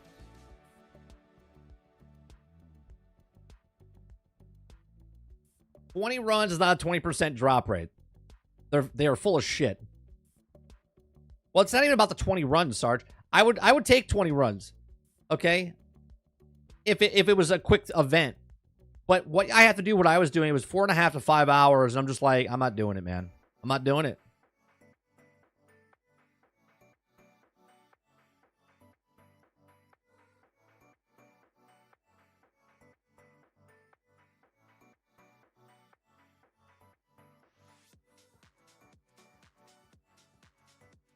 All right, let's go to the next. Let's go to the next video. It's 23 minutes. It's by Disparu. Disparu's got 257,000 subscribers on YouTube. I like watching his content. He likes to watch videos and like break them down in a completely different way. And he has humor while he does it. It's a British guy, and I think he's entertaining. We've never watched his stuff on this stream before, but look, I like movies. Okay. Regardless if it's a bad movie or a good movie, I love watching about movie stuff, entertainment. That's what I did for 20 years of my life. Much longer fan in the industry, but 20 years of my life in the industry. Okay, so he's going to talk about, we kind of covered this yesterday, but he does a much better job of it, and I want to watch it and comment just like I normally do on other people's videos and whatnot. So we're going to watch Borderlands, and the title of this is Borderlands Fallout Creators Meltdown After Flop. Okay, so we'll have a little bit of fun with this. If you guys like what I do here, hit that like button, hit that subscribe button. If you'd like to go above and beyond that, become a member as little as $5. We do this in the mornings from 10 o'clock to about noon Eastern, 1 o'clock. Get you guys through part of your day, and I do appreciate you coming out and hanging out with us. I'd say shut your brain off, grab your popcorn, and let the movie entertain you. At least you can do half Yeah, shut your brain off. Let the popcorn just shove in your mouth. of that. If you want to see the Borderlands film, you've probably already switched your brain off. Borderlands has really gone through the drama mill since its release in just a few days, with the critic score that started at 0 slowly creeping up to 9%. No, I don't think there's spoilers, Jones. I mean, I guess there might be, but this is not a review of the movie. This is commenting on the meltdown of the people that made the movie in the media and whatnot. So I don't think he's ruining the movie in any way, shape, or form. As people with lower standards decide to watch it, where all of the fresh reviews have the lowest score they can possibly give it, while still marking it fresh. Right, imagine that. It's still fresh at 2.5, right? It's still fresh. The lowest possible to be fresh. 2.5 out of 5, 3 out of 5. I don't even know how your B- factors into movie scores. It's a B- out of all 26 letters of the alphabet. 6 out of 10, 3 out of 5. The review scores were bad enough on their own, but since then, everything's got worse. Whether that being the fact that officially Borderlands is bombed now, pulling it. Oh, real quick. I don't know if you guys noticed this, but I want to show you. Yesterday, I posted in Discord what Borderlands did, and it was 8.8 million. Well, they've adjusted it. It's actually 8.6 million domestically and 9.3 million worldwide, which is an absolute, like, it's just trash. It's just absolute trash, okay? They actually lowered each day. It didn't make 4 million on Friday. It made less than that. They've actually, they projected the numbers. They put those numbers in, okay? And then they went back and now they actually gave the actual numbers of what it is. And it actually got less than what they said. So it made 8.6 million, 9 million with the whole world. In $4 million across the Thursday and Friday, where they were saying it was in serious danger of opening up below $10 million for the weekend, before it opened with below $10 million for the weekend at $8.8 million. 8.6. Even worse internationally, which got 7. It says 7.2 million, but right now it's only at 700,000. $2 million, coming into $16 million overall based off a at least $115 million budget. So in this case, it seems like the people that need to Shut your brain off, grab your popcorn. would be in the accountancy department. And I mean, this is a movie that's so bad, it actually gets headlines such as, surprisingly, some people did actually like the movie. It was so shocking, they wrote an article about it, pointing out such critique as, I really loved it. I don't know why, I just did. But then again, they also thought that Claptrap was amazing. And at that point, it just seems like bait. What's happening right now? There are some things that are Oh, man. I can wait to watch this for a really long time. just too much of a stretch to actually believe when it comes to Borderlands. Such as when people were pointing out the massive errors in the movie, and you have the producer, or more importantly, CEO of Gearbox, the company that makes the game, screaming, yes, yes, I'm so glad you noticed it. A friend of mine pointed out that in the Borderlands movie, when they're opening the hatch, you can see a crew member open it for them. I don't know how this went unnoticed, but it's the funniest thing I've seen all day. And if you go through to the clip on Twitter, you can see him up here grab the lid as they open it. Just reaches over like the crew member. You're like, oh, maybe it's just a cast member. I don't know if that's actually a cast member, though. It looks like he's wearing a mask. Not the guy in the picture now, behind the door. That would hold if later in the same clip, everyone else didn't just crowd around the other side. Now, at this point, you could just go, yeah, it's funny. Lots of things that happen in that movies. There's quite a few movies where people will walk along and bang their head, like in Star Wars. Or there'll just be a mic boom peep down from the top. It happens all the time. And some things are even left in deliberately as little in-jokes to editors or the crowd, like the Wilhelm scream. Randy, though, not that smart. He replied, yeah, someone noticed this. Yes, it's Brick. But he got cut from the rest of the movie. Yes. So is another character in the movie that you didn't have in the movie. A complete character. Amazing. Amazing. Every single scene he was ever in, they just happened to crop him out the sides. Right. This isn't meant to poison the well with Randy Pitchford, because, I mean, he did say it, but it's more to show the sort of passive-aggressive, sarcastic tone with which he deals with a lot of people on Twitter, which puts his other... This is the main issue I was trying to get through yesterday when we were talking about his tweets. His tweets, very sarcastic tone when it goes to answering people. But did you see the movie? Did you watch the movie? But did you see it? Comments that we'll get to later in a different perspective. Such as when people are asking him, why don't you listen to the fans anymore? It's truly disheartening to see what's happened to the franchise. I'm literally on this platform taking opinions. Did you even see the movie? Did you see it? Did you watch it? Did you see the movie? What didn't work for you? Was there something specific about that that did or didn't work? That's a question he asks basically everybody. Was there something specific you could name? He didn't like it when they mentioned something specific, like maybe the critics' reviews. Yes, that's the world. Does that make you feel good? Well, after sitting through that trash, finding out that other people hated it as well is quite cathartic. It's like... Yeah, it's almost like COVID, right? You're like, yeah, I'm stuck in the house too, but so is everybody else. We have something to bond over. Yeah. Yeah, someone else also hated the movie? Hey, we're brothers. I know I had to suffer through it, but at least other people have done so as well. But before Randy acting like a spurned lover, let's head over to screenwriter and director Eli Roth. Do you have a favourite Easter egg that's featured in the movie? The answer is yes, I do. Do you have a favorite Easter egg in the movie? Yes, I do. Yes, I do. Does he answer it? But yeah, it does differ. I mean, Yes, I do, obviously. No, he doesn't answer it. I'm not going to tell you what that is. Never mentions it again. Doesn't answer the question at all. It's like, hey, mate, can you give me a hand with it? Yes. Yes, I could. It's not surprising. He doesn't seem to... This is why I like Disparu.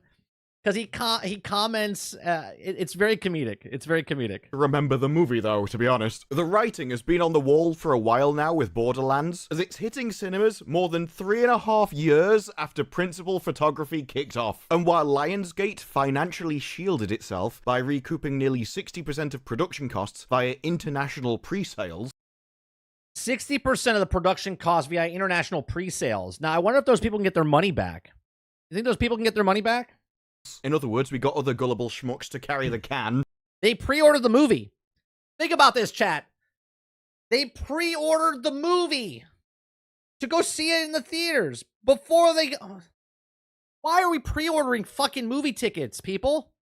In that 3.5 years, Eli left to make another movie, and they had to bring in Tim Miller to do reshoots to desperately try and save it. Clearly that didn't work, but it does explain why his answer Do you have a favourite Easter egg? yes, I do. could be the same when he's already made What is it? Like, did she push? Do you have a favorite Easter egg? Yes, I do. Would you like to tell us? A movie in the middle. And that's not the only strange interview he's done. And while he starts with this like, oh, I got permission to do it, very quickly goes off the rails. Things I talked to Randy Pitchford, the creator, about. I was like, I want to make a great, big, fun sci-fi movie. Okay, you want to make a sci-fi movie, do you? How about a Borderlands one, though, first, eh? I think we can all agree the most important aspect and inspiration for a Borderlands movie should be Borderlands. Yes. Yes, the biggest inspiration should be Borderlands. That's correct. Right? Imagine the millions and millions of people that bought Borderlands, your baked-in fan base that loves Borderlands, watching a movie of Borderlands. Nope, not Hollywood. Leave it to Hollywood to go, you know what? I really like everyone that watches our movie or plays our video games. We're going to make it completely different and completely like disconnect ourselves from all the fans that like Borderlands. Bravo. Bravo. I mean, I can't imagine why it only made less than $10 million this weekend. Absolutely amazing. I want to do a mix of Star Wars and Mad Max and Fifth Element. He's going to mention Borderlands at some point during this diatribe, right? He's going to mention Borderlands. Wait a minute. Let me rewind. Movie should be Borderlands. I want to do a mix of Star Wars and Mad Max and Fifth Star Wars, Mad Max, Fifth Element. Okay. Element. He's going to mention Borderlands at some point during this diatribe, right? He's going to mention Borderlands. And Barbarella and Blade Runner and Escape. He's named a lot of movies that, but he hasn't mentioned Borderlands yet. from New York. No. We're going to mention basically every other film that's ever been made, but we're never going to say Borderlands. So what really inspired? That is very strange. Why would you make a movie based on Star Wars, Fifth Element, Barbarella, right? Escape from New York, but not make it off the video game of Borderlands? By, well, everything except the games. I want all of these things in there. I don't want to just recreate what's in the game. And Why would you? You don't want to What? just do the game. It's only a Borderlands movie based on the video games. I don't want to just do them. They're video games. Who cares about those? Why would you do that? That would make sense, right? That would make sense. No, obviously the most important thing in any video game adaptation is everything except the pissing source material. Obviously, I'm an artist. I'm a movie maker. I can only be inspired by movies. As he smears his own excrement on a wall. Who's great? He's like, go for it. The games are their own canon and the movie is its own thing. Why? On a wall. Who's great? He's like, Why? Why is the video game its own thing, and then this is its own thing? I'm so confused by this. Right? Why? go for it. The games are their own canon and the movie is its own thing. Last bit particularly important, isn't it? It's basically gone, yeah, so, I didn't care about the games at all. I wanted to do all the movie stuff. I did get permission to do all that from Randy Pitchford. He was fine about it. Where Randy Pitchford's attitude was, there's no outcome of this movie that can hurt the games. Now, I did say this on Friday's podcast on Lono, okay? On Lono's Reforge, okay? I said this movie is not going to hurt the video game, okay? As long as it stays far enough separated from the video game. Obviously, if Borderlands 4 is coming out this month, I think it would hurt it. But months and months down the line, a year, two down the line, people will remember this, but the majority of the people won't give it two shits. They'll be like, oh, well, the games were great. I don't give a shit about the movie. The money surrounding the movie is the movie studio's risk, so I'm not really affected by that, except that if the studio loses money, it may not want to make another movie, which would be a shame. And I also said that as well. This movie's not getting a sequel. In no way, shape, or form is the Borderlands movie ever getting a sequel. That is incredibly short-sighted for a CEO of a company that owns an IP. He did say in another tweet that he believes his audience is so loyal that there wouldn't be brand damage from the movie. There will be brand damage. No, that's for sure. But like I said, it all depends on how far away it comes out. Because the people that play the game are still going to play the game. They know what the game is. They're fans of the game. Now, people that play Borderlands 2 and then play Borderlands 3 and then Tiny Tina, they might They might not like Borderlands 3. They might not like Tiny Tina's Adventures. They might not like what came after Borderlands 2. But there always hope that Borderlands 4 will be just as good, right, in the beginning. And this is why you get to see gameplay. This is why you get to see what's happening in the game. So yes, sure, there'll be less people interested, but not enough to, like, tank the game where it's not going to work. Unless they do something like everyone else is doing with DEI, SBI type of stuff in the video game. And then you have different problems. But the movie is not going to damage the game so much where they don't make sales. The game itself could make itself not make sales. Onto the games. That's just his opinion. I think we've seen with the superhero genre that putting out bad stuff does affect the other superhero movies. The big danger is when people stop giving you the benefit of the doubt. They stop buying stuff assuming that it'll be good, and they want it proven first.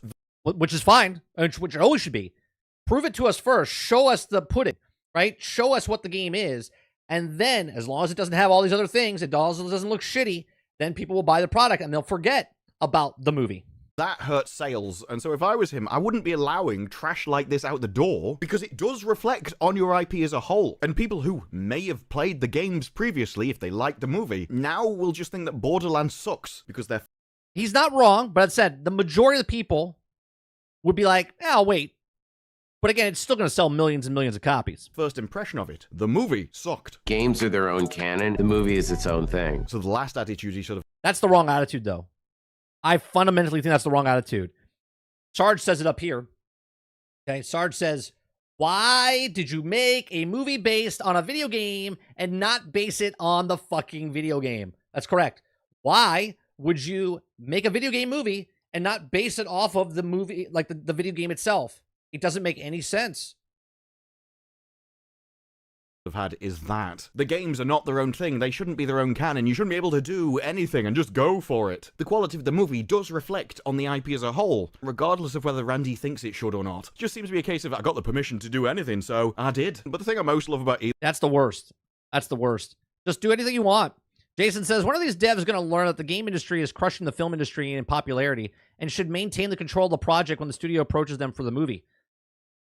I think Randy on Twitter said something along the lines of this, right? He actually said that, well, I think he just read it as like, they want it to be separate for some reason. I don't know why, right? It's just stupid to me. Like, if I want to make a Halo movie or a show based off the game, don't make it in an alternate universe, right? If I make a Gears or God of War or Last of Us or Fallout, like Fallout did a good job because it puts it in the world. Okay, but they do their own storytelling with characters. They didn't take characters from the game and make it. They told their own story within the universe of Fallout, so it works. This is taking characters that we know and then alternating and changing them, and that's the stupid part. This is why Fallout worked, and this didn't. Because Fallout was on characters that didn't exist already in the world that we played in the video game, but the world itself takes place within the video game. Eli is how flexible he is with his answers. Check out this from a different interview. How did you approach staying true to the game while also still bringing your own creativity? I wanted We didn't. to stay true to the spirit of the game. All about What do you mean the spirit of the game? What, in the title alone? We wanted to stay in the spirit of the game. You know, Borderlands. the game. All about the game he is now. I definitely want to stay true to the game, or at least that's what the first half of that answer implies. I wanted a beautiful visual aesthetic. I didn't want it to look like a kind of dark dystopian. It's very strange that he would even say that about Borderlands. No one could say that Borderlands is very dark. He could have done something so phenomenal with this movie. He could have gave it, you know, the filter that you put on, like on your iPhone, where you can make yourself look like a comic book and stuff like that. He could have done something like that. He could have done something like, what was the movie that they did with Bruce Willis? God, what the hell was it? Black and white. It was a comic book. George Miller did it. I can't think of the name. I can't think of the name off the top of my head. But they could have done something where it was stylistically like a comic book. Sin City. Thank you, Water. Right? Could have been like Sin City type of stuff, right? Thank you, Rowick. Thank you, Jason. Right? That's what they could have done. They could have done something so like amazing where, yeah, it's a comic, it's a video game, but they could have done something with this movie to make it feel more like the video game type of feel, but also be visually stunning and also artistically cool.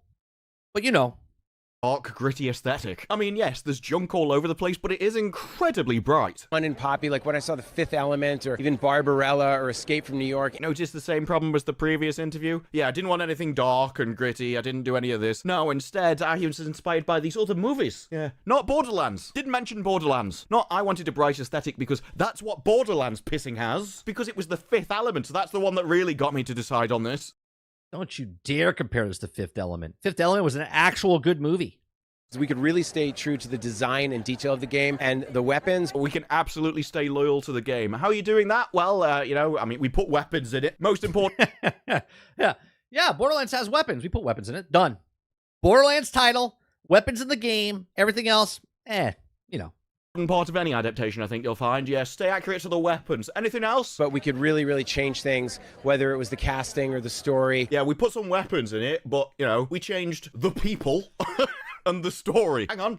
They could have easily brought in Cate Blanchett, easily put Kevin Hart in. They could have brought all the people in and had them not play the actual characters that we know from the video games in the movie. They could have just made new heroes within the Borderlands realm. And I don't think this movie would have been that bad. I'll be honest. I think the reason that this movie sucked and people hate it is because they took the characters from the game, brought them to the big screen, and did nothing with them because they look nothing like it. There's terrible casting. But if you brought Cate Blanchett into the world of Borderlands, if you brought Kevin Hart and they played new characters, new people, and all you had to do was have Claptrap intertwined that, oh, Claptrap's from the games, he's also in this movie, he could have been that little thread that connected the two and be like, oh, it's based in the actual world of Borderlands. Nope. What's remaining from the games again? The weapons. As long as we've got our priorities sorted then, yeah, we'll just change everybody involved and the story and everything, but we will make sure that some things go bang, bang occasionally. Not the cast. I'm not sure half the cast would be able to without somebody there to help them push. What's your message to fans of the game who are a little skeptical of this adaptation? That'll be the ones that have seen it. What would you say to the fans who have seen this movie? Refunds will be at the desk. I think that the game is the game, and if you want that experience, you're going to play it. Wise word. Look, that is a great answer. I think this is a great answer. that the game is the game, and if you want that experience, you're going to play it. Now, the problem is, the game is the game. Then why take the characters from the game and bring them into the movie and not take that source material of what they are, cast who they are, what they are, the age that they are, the height that they are, the casting of the actual film. It would have been great to say this thing again. Refunds will be at the desk. I think that the game is the game, and if you want that experience, you're going to play it. You can go play it. Great. Take these characters, take these great actors that you think could have carried the film and make them separate characters. That way, the fans of Borderlands are coming to see a Borderlands film, and the people that don't know what Borderlands are coming to see the characters and the actors are playing that are not connected to the Borderlands world because they're not the characters, they're brand new characters. Wise words there. The game is the game, and if you want to play the game, you'll go over to your console or PC and play the game. Borderlands is the game sitting at the table in the blue dress. That's where we're going with this. But I think have an open mind and let yourself be taken on. What do you mean, open mind? You didn't do anything. Open mind, this is the same bullshit that Rian Johnson did subvert your expectations for Star Wars. Go fuck yourself. A ride. You can always tell somebody's about to give you really horrible advice when they go in with an open mind. Why? Please just go in and make sure that you have lower standards than normal is what an open mind is. No thanks, I'd quite like to keep my standards to exclude all of the crap stuff. This is almost like a starting comment. Have an open mind, shut your brain off. If you want people to get into the game. You guys watch Borderlands? It was so good. My mind is so open. You guys just don't understand. Right? Like, Borderlands is just so, just mind-blowing. Like, the game's the game, but the movie's the movie. You know, you're just wrong on thinking that this doesn't look like the movie or the game. You guys just don't have an open mind.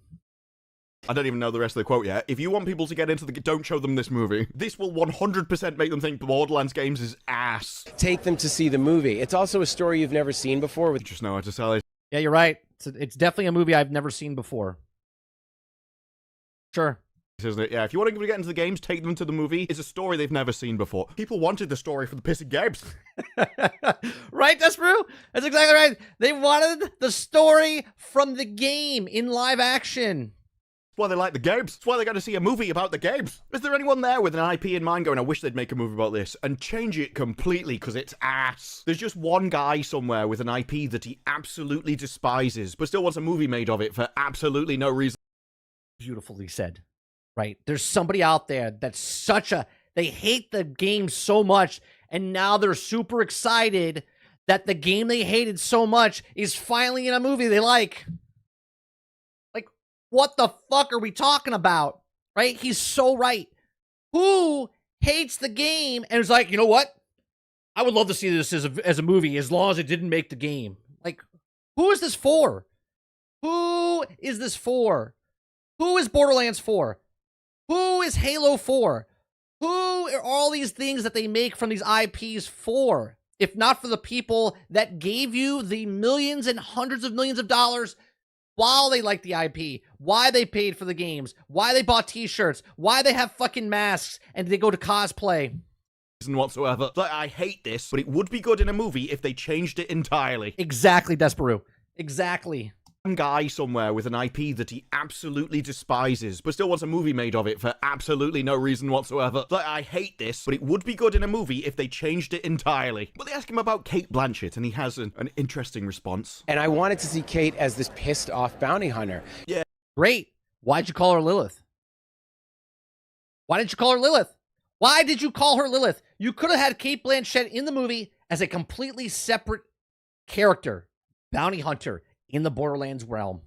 It's always the best kind of female archetype, isn't it? A rancid bitch. You know, I thought of Clint Eastwood, Man with No Name. I thought of Kurt Russell, Escape from New York. Notice how he didn't think of any Borderlands characters. No, I kept thinking of the artistry that people had made as a movie. I think what Eli Roth is saying is good if you actually change the character, but instead you're like, we're going to keep Lilith, and we're going to make this character who's 25 years older than the person that's actually playing the actual character, okay, in the movie, instead of going, you know what, I want to make that that Kurt Russell character. I want to make that Dirty Harry type of character, okay, the Clint Eastwood character, okay, but instead, you didn't make a new character. You took the character from the movie and then shit all over it. Not like any of those video games over there. I've never really bothered playing them. No, seems like a... Hey, there he is. Nate, with the 5 gifted memberships. Oh, shoot, I hit the wrong button. 5 gifted memberships. Nate Allen, thank you very much for the 5 gifted memberships. Chris Go Hell, or Go Yeah, has become a member because of the gifted membership from Nate Allen. Nate lost a bet because of this movie. So he's true to his word, and he's giving 5 gifted memberships. Altern has become a member because of Nate. We appreciate Nate. Who else got the 3rd membership? We got Butters Gaming has the membership because of Nate's generosity. Number 4 on the list. Survey says, there it is. Call Me TK81 has become a member because of Nate's generosity. And the last but not least, maybe you could be up on the board.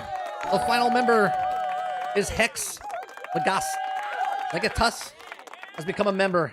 Thank you very much, Nate. Appreciate it, man. Appreciate it. A waste of time for someone of my worth. And I read the character and I called Kate and I said, I want to see you as like Clint Eastwood or Kurt Russell. And she's, yeah, even when I'm hiring her, it's like, I want to see you like Clint Eastwood. She's like, oh, where was he in the video game? Who did he Exactly. I want you to be like Clint Eastwood. Where is he?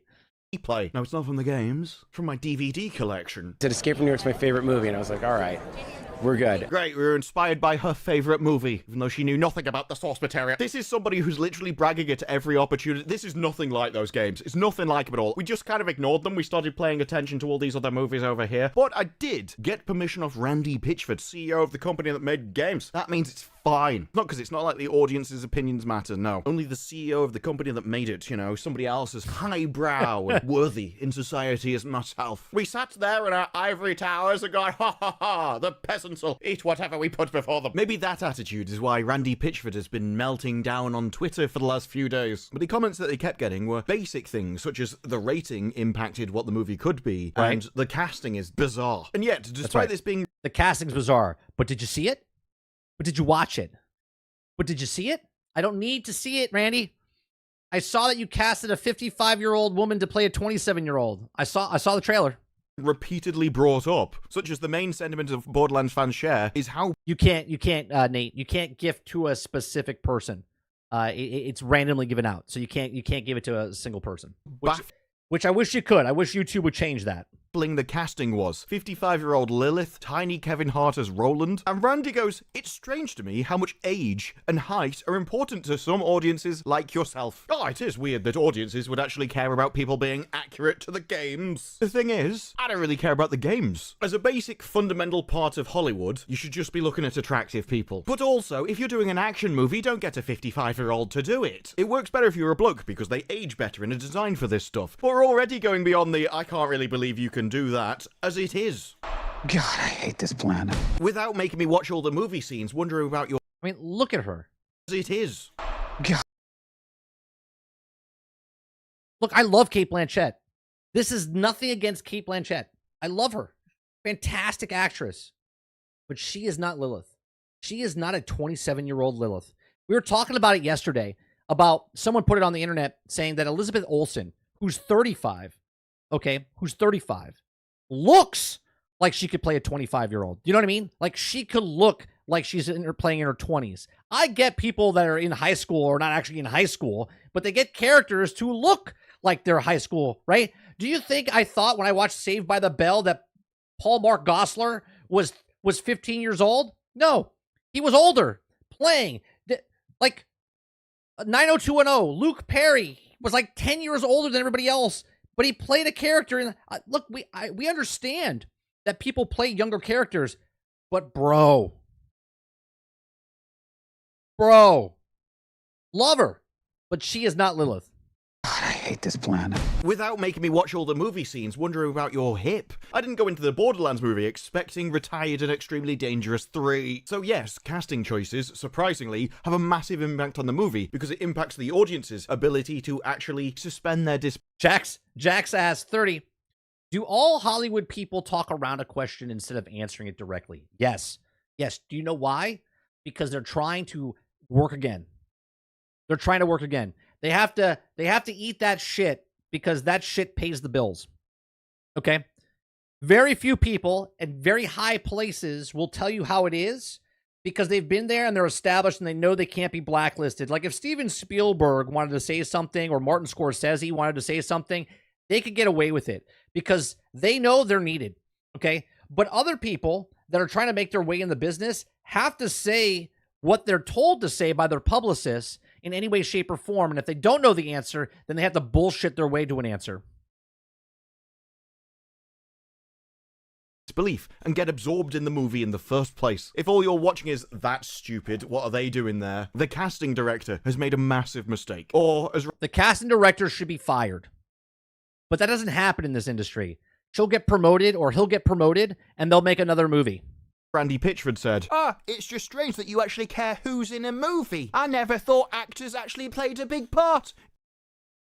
This tweet yesterday, we talked about this, where he says, "It's strange to me how age and height are important to some audiences like yourself." Bro, this is the most brain dead thing I've ever seen by anybody who has made a movie. Right? Imagine. Okay? I don't know. The Seven Dwarfs. Imagine, oh wait, that is happening, right? They didn't cast dwarfs for the Seven Dwarfs because people would get offended. So they made CGI dwarfs instead. That's fantastic. Did the dwarfs voice the actors? No? Oh, okay. So you decided not to put them in the movie because you're going to offend somebody, but yet put dwarfs in the film, but they're CGI dwarfs. Gotcha. Right? So brain dead, right? Let's see. There's literally sheets. People's jobs are Lilith, 27-year-old, redhead. You know, these are the requirements for this cast. And then you sit down and you have people come into a room and then they audition and they audition for a part and they're like, you know what? That person fits the part. Right height, right age, can pull it off. Nope, not this movie. Randy Pitchford's like, I would really like Cate Blanchett. What part? Lilith. But she's 27. It doesn't matter. People don't care about the age or height. In a movie? I didn't know the characters affected a video game or the mechanics of it. It's either lying or too thick to be part of an entertainment company, whichever you prefer. Although the best bit was when somebody goes, this movie stinks. Even said, you know this movie stinks. To which he replied, I sincerely do not think that the movie stinks. I enjoyed it. That's actually a massive black mark against you as being an entertainment CEO. If you have really bad taste that goes directly against the audience, you probably shouldn't be the CEO of a company. But then it goes, you know, there seems to be mixed opinions. About half the people who don't like it, and half the people do. This is like Marmite. We're going to make a product which is absolutely awful and run with the line, you either love it or hate it. To try and give the impression that because it's so hated as a product, there must be somebody else that likes it to balance you out. It's pink.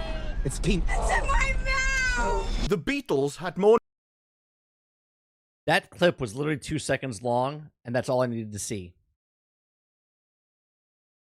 #1 hits than any other band in history, and their hit rate was less than 25%. I wouldn't be comparing the Did he just compare? I didn't see that tweet.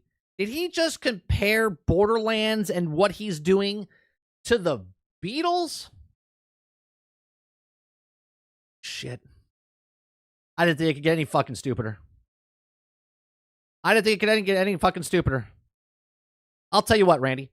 When you come out with as many movies as Beatles have songs, and then at the end of your life, you want to compare the Borderlands series in movie form to the Beatles songs, then maybe we'll have a conversation. But we all know that you're not even in the same fucking planet, let us alone the ballpark. Borderlands movie to the Beatles. Also, I don't know how many #1s the Beatles had, but if they're getting a #1 every 4 songs, that's incredible. What are you saying? That by the time you get to Borderlands 4, you might have actually made a good one? He also... Exactly. Let's make 4 Borderlands. We'll get 1. did, again, the very passive-aggressive thing of when people were trying to basically insult the movie, going, well, you must be saying that I did better games with my job. So I'm very flattered about that. It's like, yes, even when you insult me, you actually end up complimenting. Yeah, the movie sucks. Well, I didn't do the movie. I did the games. My games are better than the movie? Well, I'll take that as a compliment. Okay. Me. All very obvious language and passive-aggressive tricks like that. And I don't know whether he does this all the time, don't normally pay attention to his Twitter. But as you can see, all the replies are really long replies. There's the odd short one, but a lot of them are very, very long replies. So then it's a bit weird when he says, I don't know about the video, I'm crazy busy and haven't had time to read any reviews, let alone watch a video. Let me tell you something. Randy Pitchford is not only reading every review and comment on Twitter, he's sitting like this on his phone. Refresh, refresh, refresh, refresh. That dude is 1000% reading everyone's comment, everyone's criticism, and he's seething. Well, you seem to have plenty of free time to reply on Twitter, mate. I'm not sure time is particularly an issue when you're dropping walls of text at people on Twitter. It also doesn't help when he goes, I've not seen any reviews or watched the video. But Sure. But did you see it? But did you watch it? Randy, I have a question. How can you comment on people's reviews and comments if you haven't read it? Did you read it, Randy? Have you read it, Randy? Have you seen the reviews, Randy? Because you can't comment on people's reviews and comments on Twitter if you haven't read them. But did you see them? But he says, I'm on this platform taking opinions. I want to learn from them. I'm trying to take different perspectives. I'm right here, ready to listen to you. And he's like, well, you could have gone through the reviews, couldn't you then? You want to listen from people that are criticizing the movies? Go and read the reviews. Or is it that you're not interested in the critique of the movie? It's more the passive-aggressive responses that you can give to people about them. Clever. Setting up the plans of a farmer. I want Happy Meals. As there's Oh, God, Rebel Moon, huh? one running theme throughout his replies. Did you see the movie? Did you Did you see the reviews, Randy? see the movie? That wasn't the question, but did you see the movie? Yeah, did you see it? Did you watch it? See it? Yeah, did you see it? Did you watch it? You can't talk about it. You didn't see or watch it. You can't tell me that Kate Blanchett is too old because you didn't see the movie. It doesn't matter that you saw her on screen, what she looked like, and how she's 55 and the character's actually 22 to 27. You can't comment on that unless you've seen the movie. Did you see it? Did you watch it? movie. Can you tell me something specific? I just want something specific, bro. Please, just tell me something specific. A significant part of the responses was that. So you're already lowering the value of their opinion. Well, did you even watch the movie, bro? As opposed to going to the critics who did. And for somebody who is, well, he's crazy busy. He just doesn't have the time to go through reviews. Well, he did have a lot of time to actually go through all... I don't have time to read reviews and read stuff. I don't have time to comment. The responses, talk about how he'd been blocking people, all the various problems. That's a person that doesn't have time.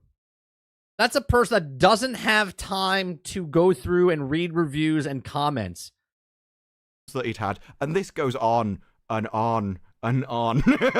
Like, you can just keep scrolling. It just keeps going. I don't have time to read and comment or read reviews. He even decided to pick a fight with Paul Tassi. In this tweet, see if I could find the original, where he had to apologize because he blocked loads of nasty people and accidentally blocked some people he didn't intend to. So he goes, I'm sorry if there's any problems with that, fair enough. And then he goes, oh, except for that Paul Tassi guy. I'm sorry if you got blocked yesterday, it may have been a mistake. Unless your name's Paul Tassi, in which case I'm making a specific exception. Okay, I'm sorry if I blocked you, except you, Paul. I'm not sorry I blocked you. I definitely did that one deliberately. Wow! Wow! It was pointed out to me that I blocked him too, and I accidentally blocked 3 people, but not Paul Tassi. I blocked him on purpose. I unblocked him, but I think I'm going to block him again. Yeah, Randy's having a meltdown on Twitter. Right? Just something about the dude's attitude. It just feels off, you know, bad vibes, you see. I read some stuff where he seems to act like he knows me and fronts like he knows something that he doesn't, and it rubs me. He does say bad vibes. It's just the vibes, bro. It's strange to see someone so obsessed, but he seems super obsessed with the stuff with me and my He's a reviewer, Randy. Regardless of what you think of anybody, the people that are playing your games and watching the movies, he's a reviewer. He reviews things. company. Dude, he's a pissing critic. He writes about entertainment and video games. You make video games, and then your video game made a movie. Of course he's going to talk about it. You can't make entertainment products and then complain when people pissing talk about them. That's what you want. Or is Randy Pitchford the only person who makes a game and hope that nobody finds it on the internet? That's right. Randy wants... That's great, Disparu. Right? Randy's the only person in the world that made something that doesn't want anyone to speak of it. That's great marketing, right? That's what we should do. We should just stop talking about Borderlands. So when people go, you just make YouTube videos for views. Yes. Why else would anyone put one online? I don't know. Imagine if this entire channel was just like my personal video inbox. Was only... But did you see it? That's right, Jones. Jones is like, but did you see it? Did you see it? there to back up videos that I hoped nobody ever saw. But he seems super obsessed about the stuff my company make, and I know he's a dude who's making a living, so good for him, but I'm not in the mood. Some people said he's a journalist and a video game critic. He's allowed to voice an opinion, yes, and I'm allowed to block him. Then Eric Kane joins in, also contributes to Forbes. Paul has covered Borderlands for years, often quite glowingly. As a critic, he's not just talking nonsense, because he, like countless others, disliked the movie. Have a little grace when taking your lubs. Well, if there's one thing we've learned from Randy Pitchford's diatribes on Twitter, no, you can't do that. All of it is couched in this, I'm just after your opinion, can you mention something specific, bro? It really comes across like, yeah, he's not actually interested. The whole, can you be specific about your criticism, comes across more as, this is a test to see if you've seen the movie. Tell me your favorite part of it. It was the credits, actually. It was the photo of the doors. I have a question. If the director of the movie doesn't answer the question about, do you have a favorite Easter egg in the movie, then the people that are watching your movie do not have to answer if they've seen it or not. I think that's fair, right? If the director can't say, but did he even watch the film? Do you have a favorite part of the film? Do you have a favorite Easter egg? I do. He's not answering the question. Did Eli Roth watch the film? Did he watch it like all the way through? Did he see it? Because he left early and they did reshoots. Has Eli Roth seen the actual film? Randy should ask him, did you see it? Did you watch it? I took as I was leaving the cinema. Even this article says, well, the question appears innocent enough. It's clear from Pitchford's snarky responses to fans that he's not actually interested in constructive feedback. Because even though fans complained about the rating, Pitchford didn't seem receptive to those responsive either. Paul Tassi even replied, if by super obsessed you mean I've played hundreds of hours of every Borderlands game, a series I like, then wow, you got me. You also spent hundreds of hours talking about it, which is cool, and your business, and your prerogative. But you're not exactly normal when it comes to Borderlands. What the fuck does that mean? What does that mean, Randy? Right? Which is cool and your business and your prerogative, but you're not exactly normal when it comes to Borderlands? Oh my God. This is one of the many reasons why I didn't support Borderlands 3. Because Randy Pitchford is an absolute clown when it comes to certain things, right? The company of Gearbox is a shady company, okay? And when you see stuff like this, he doesn't care about the fans of the game. They don't care. These people don't care, okay? They don't care, right? They got your money. They give two shits about you 3 seconds after they got your money, right? You're not normal for Borderlands. I have thousands of hours into Borderlands. And when I read this and he says, you're not exactly normal when it comes to Borderlands. What's normal? What's normal? 5 hours and then put the game down? Get the fuck out of here. This is the CEO of the company that made pissing Borderlands, and he's complaining that somebody is talking about his own game too much. Look, I know you can be a fan, but don't be too much of a fan. You are poor, so you will like this. That's just weird. Oh, you could like the games, but don't overly enjoy the game. They weren't made to be Right, don't like the game too much. Don't like the game too much. Be that fun, mate. We continue the passive-aggressive rant with, it's cool, I'm also obsessed with a bunch of stuff, including Borderlands. I was making note that I get that the stakes for you on this probably feel different than what they feel like for someone who isn't obsessed. I think he means What do you mean obsessed? because he's a critic and a reviewer, he's basically going after the money and not giving his true opinion. The answers always seem like I'm passive-aggressively trying to put down other people. Like, your opinion can't matter because you haven't seen the movie. Your opinion can't matter because you're a critic and therefore you make money out of this stuff. Or the only ones with valuable opinions are the ones who tell him what he wants to hear. But it feels like you're trying to hurt something I love. You were trying to hurt me. That's what it felt like. I thought you didn't read the reviews. You didn't have time, Randy. I thought you didn't read the comments and reviews. You didn't have time. You're too busy. Amazing. The movie sucked, mate. Paul Tassi even said he likes your pissing games. They were the ones that you made. You're a producer on this movie, but you also said you had nothing to do with the creation of it. So No. Disparu, he's an executive producer. There is a difference. There is a difference between producer and executive producer. Executive producer can be just handed to somebody, and a producer is actually someone that's putting their money up.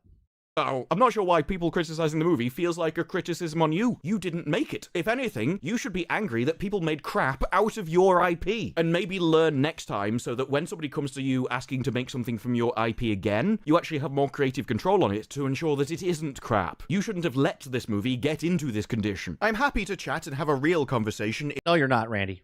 If you want, because probably all the people telling him that what he did was out of line made him go, oh, actually, sorry, this wasn't a popular decision, was it? It's not every day that someone gets an offer to chat with the creator of something they've spent hundreds of hours enjoying. Is terrified that one day he'll be discovered as Willow, that was another great show.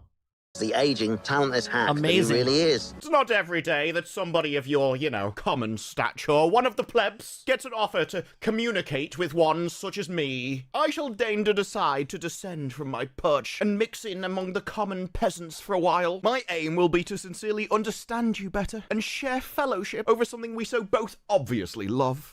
They'll never know what you sacrificed for them. How will you use that offer? Will man. you use it to write a review criticizing Borderlands? Or will you use it for the just and righteous purpose of acting as an advertising marketing position for my company for free? His meltdown was so extreme, you had people commenting, extremely thankful the Borderlands movie exists so I can watch Randy Pitchford lose his mind in real time. That's exactly right. The best part about the Borderlands movie is this line right here. Right? Extremely thankful the Borderlands movie exists so I can watch Randy Pitchford lose his mind in real time. Randy Pitchford having a meltdown on Twitter because nobody likes the awful Borderlands movie is incredibly funny. I guess he read my review. Why are you acting like such a deranged fool? Paul writes gaming articles for Forbes. It's literally his job. Nobody's ever got the vibe that he's obsessed with you. It sounds like you've got main character syndrome. Yeah. Yeah, 100%. Be quite content for the dude to never think of me again. Cheers. And you Did he literally say... character syndrome. I'd be quite content for the dude to never think of me again. So you're literally telling people that review stuff to not talk about your stuff. That's amazing. That's amazing. Cheers. And you want passive aggressive. If I was Liongate Studio, I would call up Randy Pitchford and be like, hey, Randy, do me a favor. Shut up. Shut up. Do not go on Twitter. Do not talk about Borderlands. You are literally hurting it worse. Worse. And that's impossible. Oh boy, have we got passive aggressive for you. When he finds out that Paul Tassi wrote a book, he's like, should I read this? I'm going to try and build a bridge here because I'm an idiot. This dude isn't just a critic. This dude is out here making stuff, adding to the world, and I respect that. I blocked him because I thought he was trying to hurt me and something I love. So I guarantee you, this is what type of person Randy is. Randy's going to buy his book. He's going to buy Paul Tassi's book. And then he's going to poorly review Paul Tassi's book. Anybody want to take that bet? Anybody want to take that bet? Anybody? 1,000%. I'm gonna read his book, then you're gonna criticize it. Just seems like you two are a lot alike. You're both literal geniuses. I've never read anything from Randy Pitchford before, but I love this kind of tactic because it's so obviously transparent. No, I'm just reading it because I want to build Disparu knows. Disparu knows. a bridge between us. Oh, by the way, your book sucks, mate. You criticize me, I criticize you. I just thought you were a critic, but now I've found an in. God, he kept going with him. It's my opinion that you enjoy talking crap at my expense. Your comment further reinforces my opinion. I get that you're doing your gig, but why be a jerk about it? Surprise. Is he looking in the mirror? Is he looking in the mirror when he says that line? Surprising that he has the balls to say that after how he's talking to people. No, it's fine, you see, because I'm just doing it passive-aggressively and insinuating things. That means that you can't call me on it. It's fine, you can't call me on it just because I tweet like a bitch. You're pure evil. And you're just another man taking credit for a woman's work. And that seems to be the standard attitude of people involved with the movie. They don't care about the games. Nobody seems to care about the outcome of it. The people making the movie didn't care about the games, and the people that make the games didn't seem to care about the movie. That's exactly right. The people that cared about the games didn't care about the movies. And the people that cared about the movie didn't care about the games. Well said.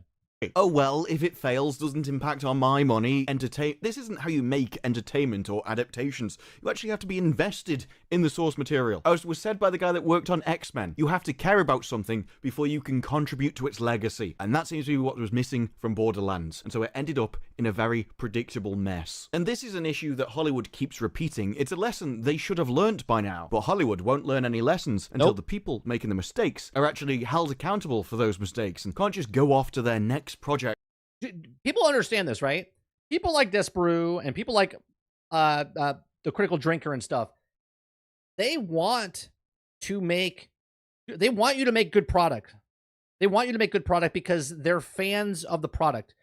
Hence why they bought, read, watched Marvel or Star Wars or Doctor Who. Okay, now Disparu obviously makes money off of the shitty stuff, so he's learned to monetize the people that come out with shitty shows and then talks about them. God bless him, because he has to watch the shitty shows and then talk about them. Okay, but we just want good stuff. We just want entertainment. We want to have good stuff to watch. We didn't complain back in the day because there wasn't Twitter. We complained, but we also loved the product that they had. Okay, but they don't want product that we like. They want to shit all over the product that we like because they're like, oh, this sold millions of dollars over here, but then we brought it to a movie and you guys are just angry. You're just misogynistic. You're just racist. You guys really want casting to be correctly? Who cares about height? Who cares about the age? Who cares if the characters are not everything like that? Like, what are you talking about? Just get somebody that knows the content, that knows the source material, and then make this page on this thing. Millions and billions of dollars? 8 million. Millions and billions of dollars? 8 billion. It's like, I don't understand Hollywood and the retards that operate in Hollywood. repeating failure after failure only to fail upwards once more. But in an industry like Hollywood where they only allow one opinion, it's not as if they have much of a selection for people who are actually good at their job, as all the people capable of making entertainment are exactly the kind of people that Hollywood despises. And so it's going to be interesting to see just how long it takes them to turn this around and learn that particular lesson. But those are just my thoughts. What are yours? Let me know down in the comments below. Like the video if you like the video, subscribe. More videos like this in the future, and I'll see you in the next one. So there you go. There is a Disparu. Hit a like on that. I'm already subscribed to him. So, yeah, look, there's so many problems with Hollywood. Okay, trust me. Okay, trust me. It's mind-boggling how many people fail upwards in this industry. It has nothing to do about your talent. It has everything to do about whose perpetual dick you're sucking. Okay, in that industry. Who you know, what you know, who you have shit on. Okay, that's what Hollywood is. Okay, if you want to drink the Kool-Aid, you have to be part of the cool kids club.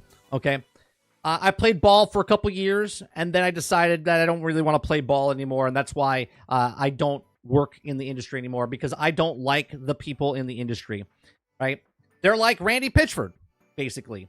Okay, but the only problem is that would be sad, because Randy Pitchford is an outsider trying to come into Hollywood, where there's actually people in Hollywood that are very hard workers. The crew members that work on films, the art department, the set designers, the ACs, the camera assistants, the camera operators, the director of photographies. These people are the hardworking people in the films. It's the upper management. It's the other people that wear the suits and stuff that bring stuff to the forefront that don't know shit about nothing.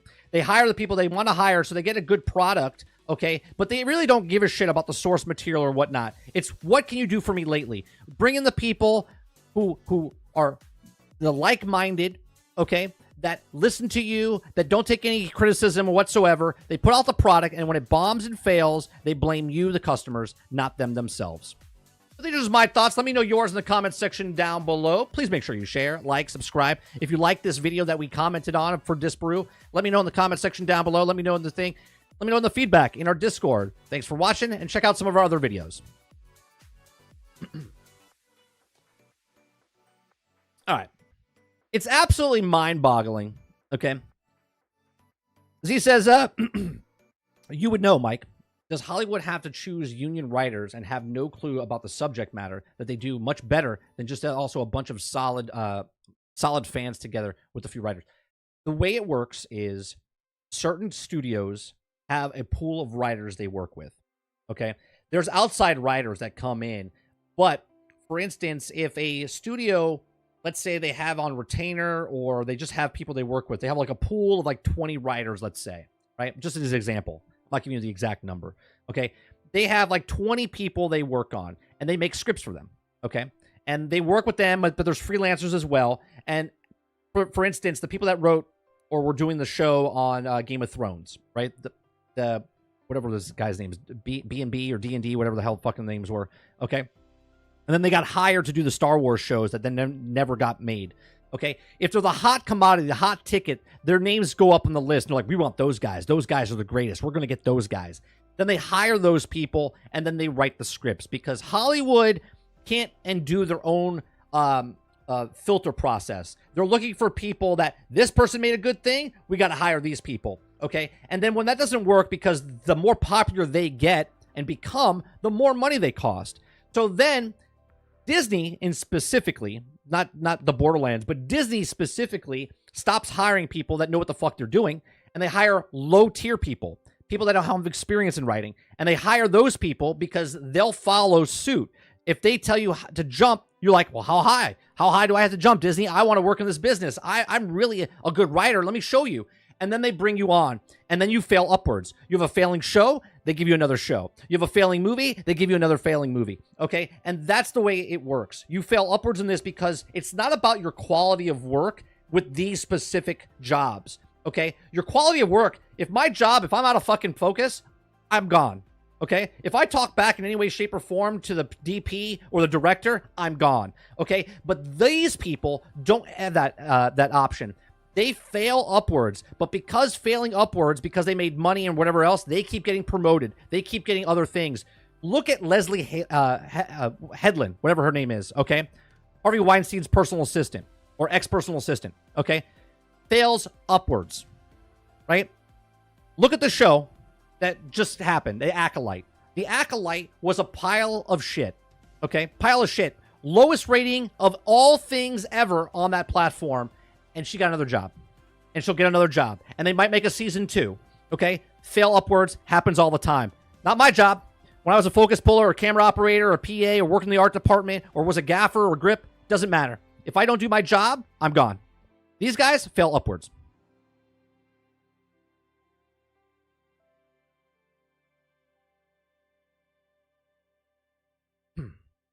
It's absolutely crazy. Jason says, I just want a proper Batman and Robin movie. It seems that's too hard for Hollywood.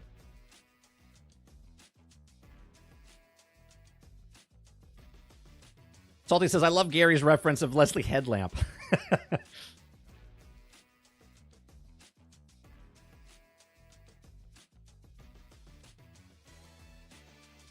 Altern says, but did you read the book? What's your favorite part? What would you make the book rated R? You know Randy's going to buy that book and then comment about that book.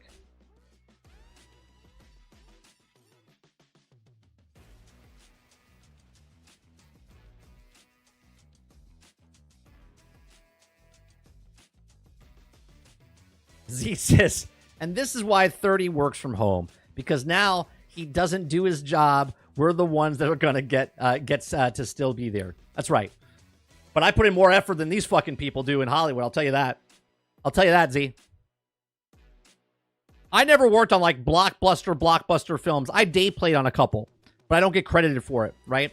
Like I was a day player on Miami Vice, right? I was a day player in Monsters when I was first in school. My first film that I've ever worked on, and I was just a grip, okay, was Monsters with Charlize Theron. It was filmed in Tampa, okay? I was just a grip.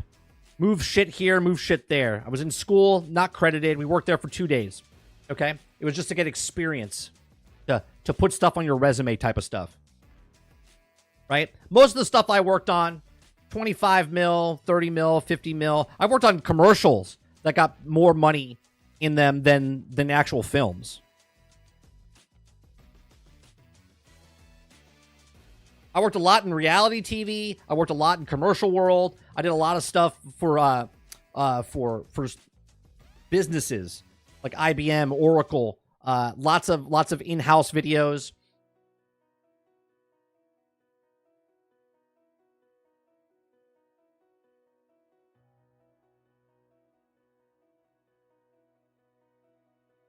No, there is no ceiling. There is no ceiling, Travis, because the ceiling changes all the time. See, I could work with a company, and if I fail upwards with this one company, and then there's a peak there, I can move over to another company and start failing upwards in that company as well.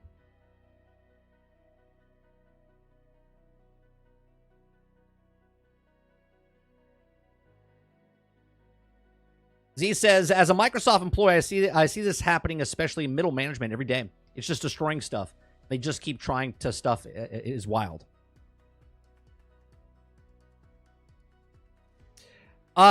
They showed that in the video, in Disparu's video, DMX, and it's not really a crew member. Randy Pitchford came out and said on Twitter that it was Brink. Like, as he opens it, it's not a crew member, but they don't have him in the rest of the movie. They cut his part out of the movie.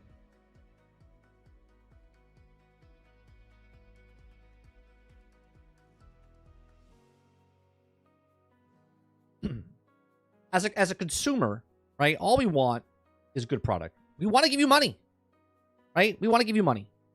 We want to buy the toys, right? We're fans. I have Marvel stuff all over the place, right? Teen Turtles, Transformers, right?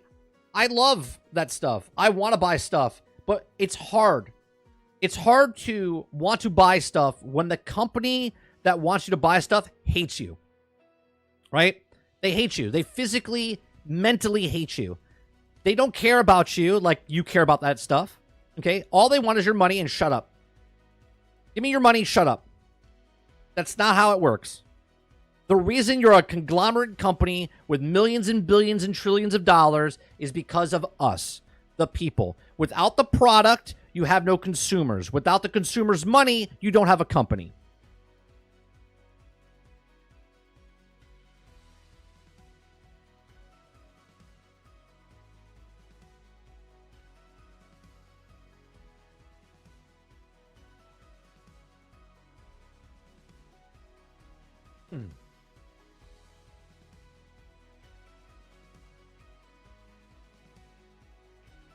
All right.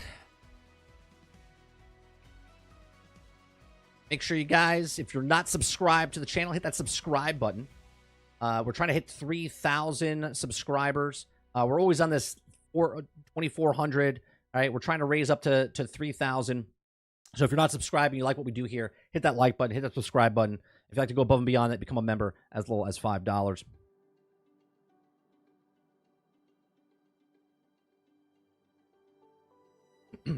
Travis says, 30. Man, why do the Disney Speed... I'm assuming that's Speedstorm. Pirates of the Caribbean characters look so freaking bad. I think it's just the art style of the stylistic that they chose to make in the game. They're not terrible. They're not terrible, but I think it's just the type of style that they're going for that game. I have a question. I have a question for you guys. I'm so confused what's happening right now in Fortnite, right? So after D23, we talked about the D23 event the other day, right? Inside Fortnite, they have Fall Guys now, right? And Fall Guys is owned by Epic. I get that. And they have Fall Guys separately. Why are they putting Fall Guys inside of Fortnite? And is it the exact same? I didn't check it out myself. I just saw it. And they have the characters and stuff. And I'm a little, like, confused by what's happening there.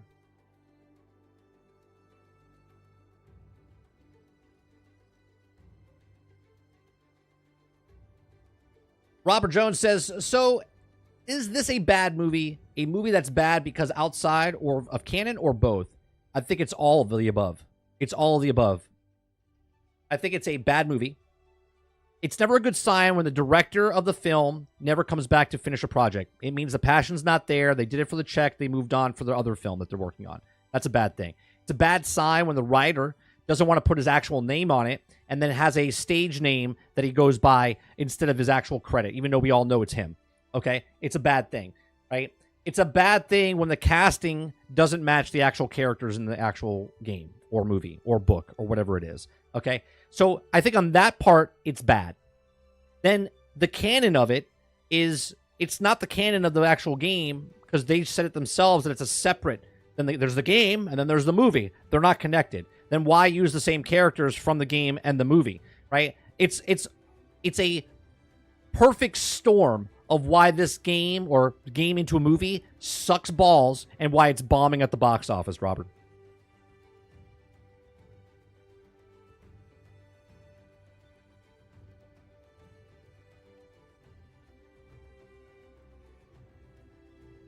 Dolphin says, you land in and it teleports you to Fall Guys minigame.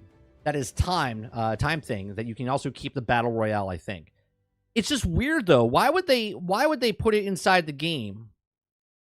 Now obviously it looks like they could sell more because they can sell you the Fall Guy characters, like they have a Lego guy and then the big characters. So when you spend $15, they're kind of giving you more value for the characters that you have.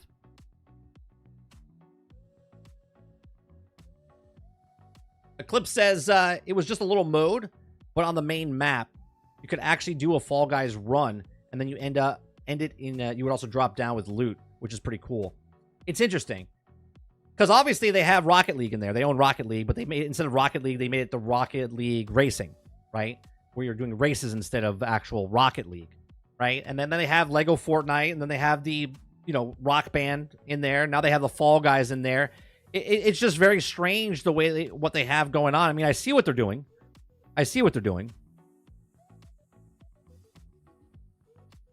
Robert Jones says, Fortnite trying to suck me in with the X-Men skins. Yeah, they got the Colossus and Cyclops and Jubilee.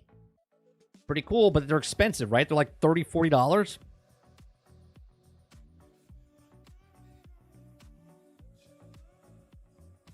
I will laugh my ass off if when this whole Marvel Disney thing comes through that they there's a whole game mode for Marvel. It's a game mode for Marvel, right? You can use your skins and stuff on there. That'd be interesting. If I could let, okay, so if you guys ever played Fortnite Survival, like Save the World, I should say, Save the World, you can level up each of your characters, right? Like you have characters and each one can be leveled up and whatnot. If they did something like that, but within the realm of that Disney World thing, where you have all the X-Men and you can have Cyclops and then he's leveled up, and then Wolverine or Jean Grey or Professor Xavier, like you're using these characters, they have their powers, they have all the stuff, and they keep leveling up. That'd be pretty impressive. Be pretty interesting.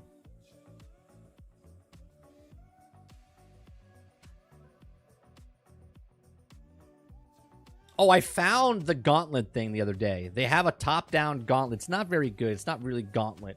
But I did find it again inside of Fortnite.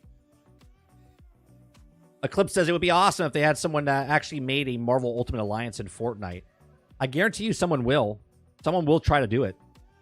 Especially if they can take the NPCs and make them look like Doctor Doom and look like the bad guys and you're fighting them and stuff. That'd be cool.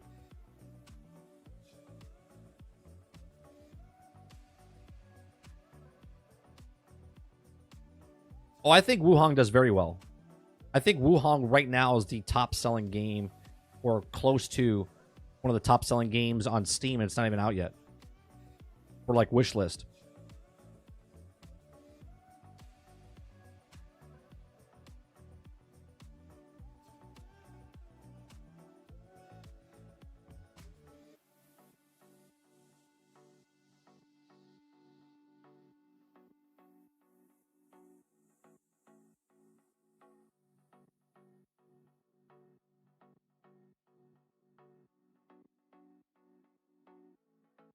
We're not going to talk about the Terminator thing, and we're not going to talk about the Assassin's Creed thing. I kind of want to bring up the Helldivers thing for our last talk point today. Okay.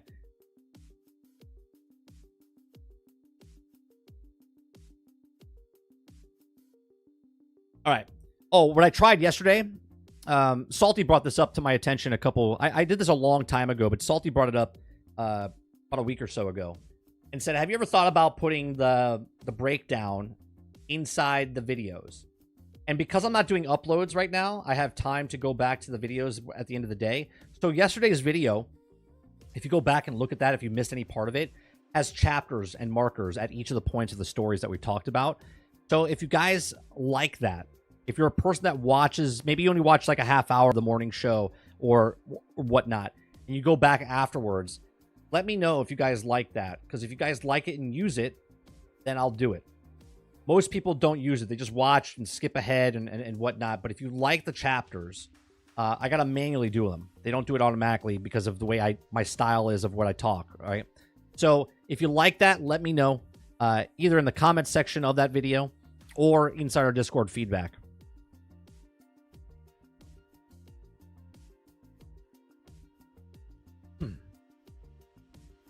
All right, our next story that we're going to talk about here is Helldivers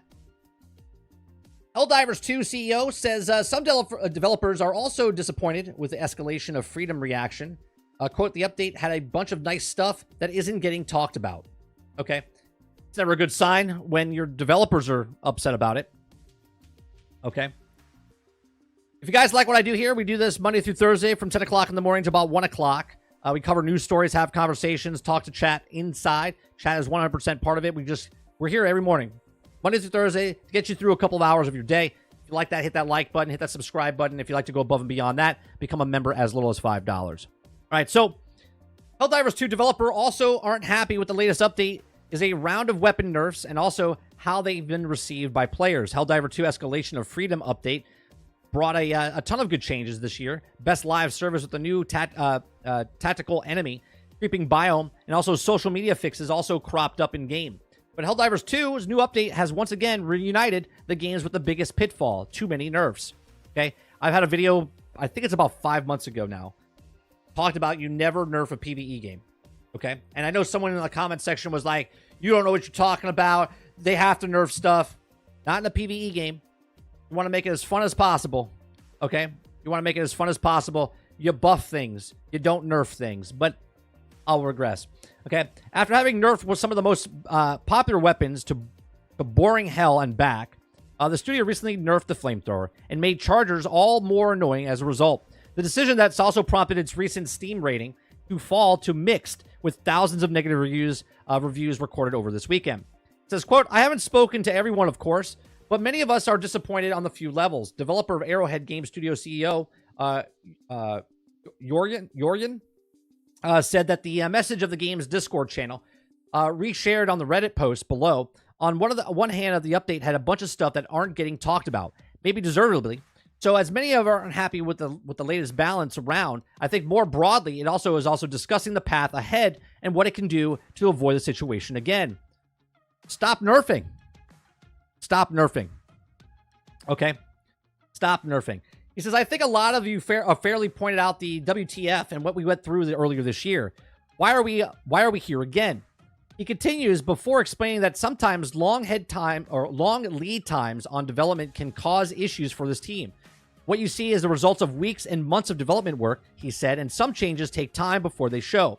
In the future, he also continued to say, what's the studio to improve a lot of the understanding and what players want and marry that they also do in the development process. We want every release to be a step in the right direction, consistent improvements, and I don't think we feel that this way was that. So we need to do better.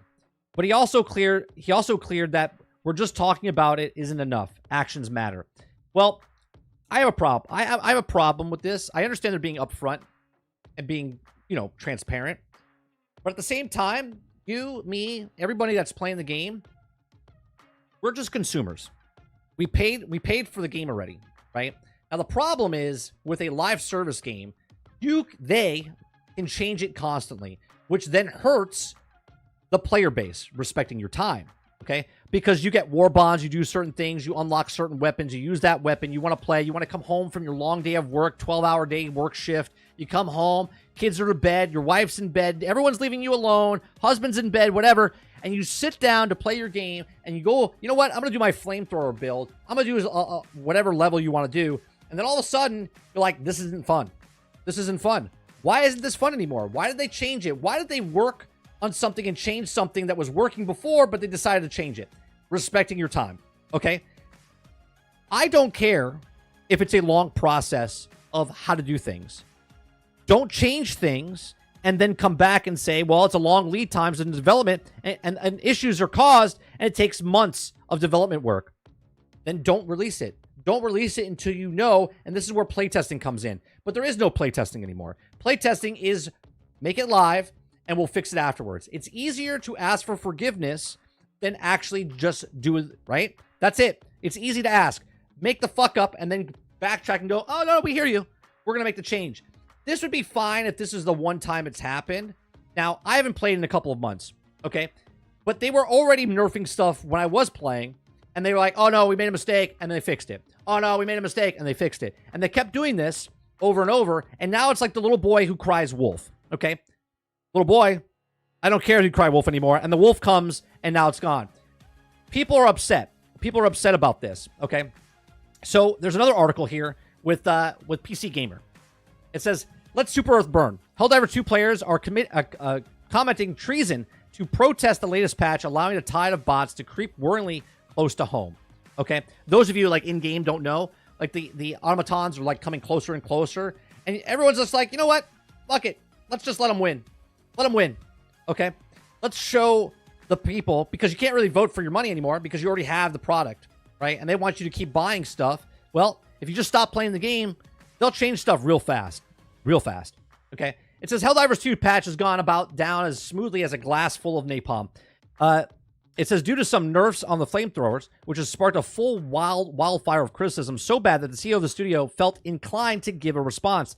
One fascinating form to protest, however, appears to be happening in the game itself, thanks to Games Radar.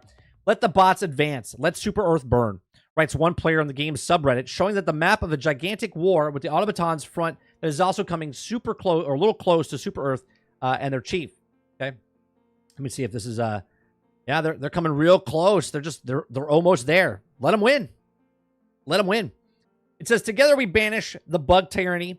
Okay, but they betrayed me. You betrayed us all. You stole power from the Helldivers and lied to the citizens. Mankind has only a chance to prosper if you're willed to not seize it. Okay, so let's be a war from the skies to the super Earth of galactic rim. Let the seas boil, let the stars fall.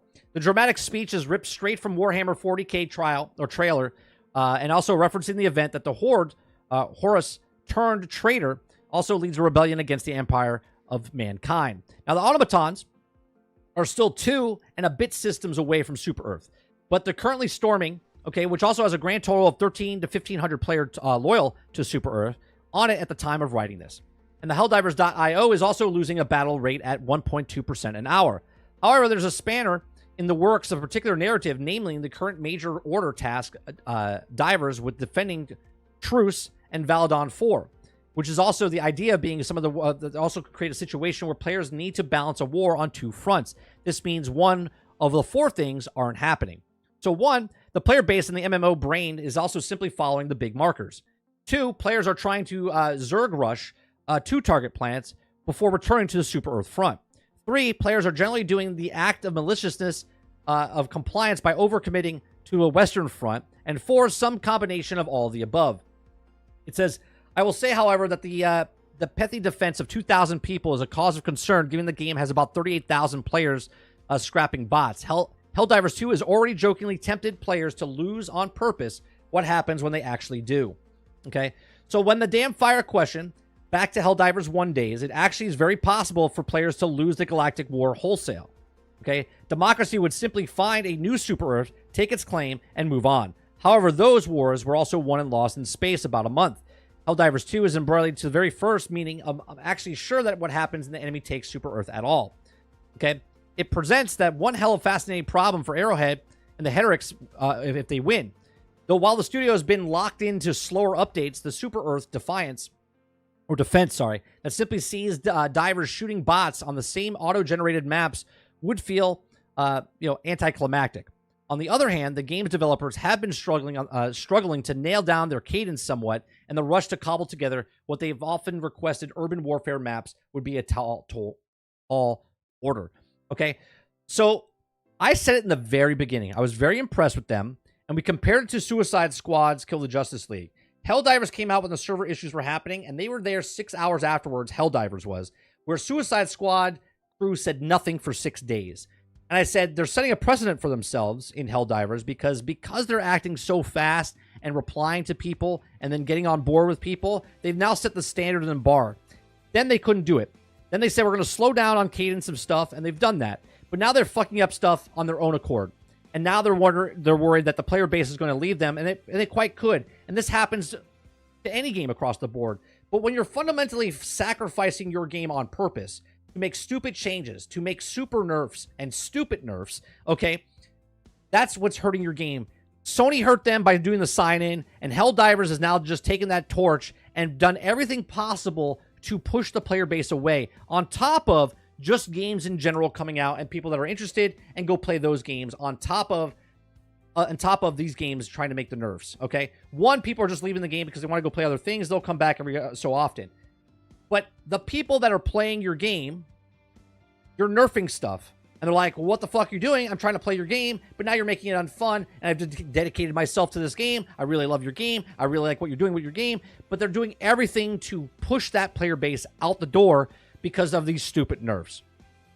Never nerf PvE. These are just my thoughts. Let me know yours in the comments section down below. Please make sure you share, like, subscribe, and if you like what I do here, please check out some of our other videos. Thanks for watching. All right, let me see what you guys are saying here. Eclipse says, I mean, there are 85,000 people on Steam testing it out, so the benchmark right now, right? They don't need the actual testers.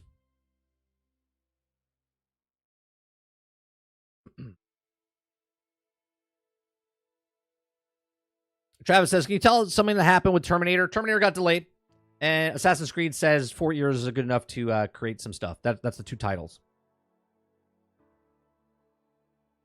DMX says, that's awesome. Watch at work, so I miss things periodically. Great. So that's a good sign. So if you want to miss things, you can go back and hit those chapter marks. People are mad because you don't learn, dipshit. Nate says, I kind of want a refund on Helldivers 2. It's fun, and they keep nerfing stuff. How many hours do you have in it, Nate? I'm assuming you have more than 2 hours. And that's another conversation we can have, right? I understand games, I shouldn't get a refund after a certain amount of time, but I think that should be lifted in live service games. When live service games can change it over long periods of time and they completely ruin the game where I don't like it anymore, I should be able to get a refund. I don't know how they would do it. I don't know how they would change it. But if I bought money for what the game was at launch, but that game is completely different now and I don't like that game, or you're ruining it, my experience, there needs to be some sort of... I don't know if, because it's a Sony game, they give me credit and I can get something else from Sony where I don't get the money back, but I can just take the credits and use something else. But something has to be done. Jason says, first it was the railgun, then it was the breaker, now it's the fire weapons. They hate what's fun. Yeah, it's stupid. How can I, Jason, predict stuff like this 5 months ago? Do you know what I mean? Like, this is not the first company to do it. It's not going to be the last company to do it, but yet companies keep doing it.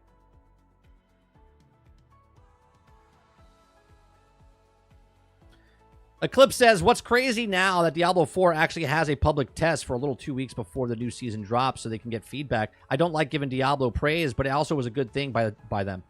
Sure, 12 months after.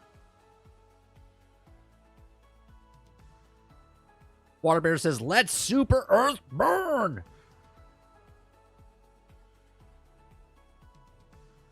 Jones says, I'm surprised that Super Earth hasn't fallen yet.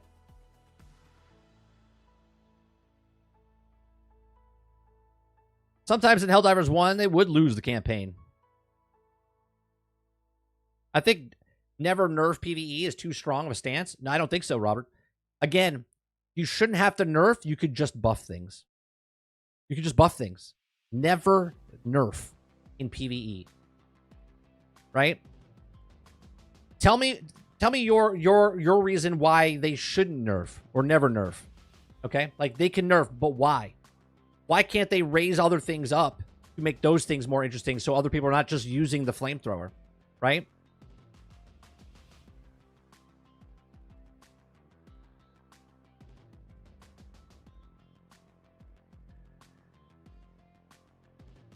Waterbear says, I need a refund for Suicide Squad.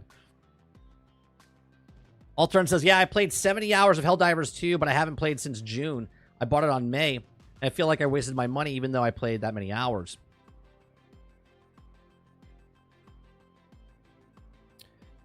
Nate says, like 30, I play other games. I just got it last week. But what I'm saying though, Nate, what I'm saying, you brought up a good point, right? Like, you bought the game and let's just say you have time to play it, but all of a sudden the game has changed for what it started as to what it is 2 weeks later, 3 weeks later. It's not the same game anymore, right? You had fun, but now you're not having fun because of their changes, not because you're bored. You know what I mean? Should there be something in place of, look, I don't like this game anymore. You don't get your money back, but you get the credits for that game to spend on another game. Sarge says they can program Super Earth never to fall, just keep baiting you, and it's about to fall. True. 100% they could do that.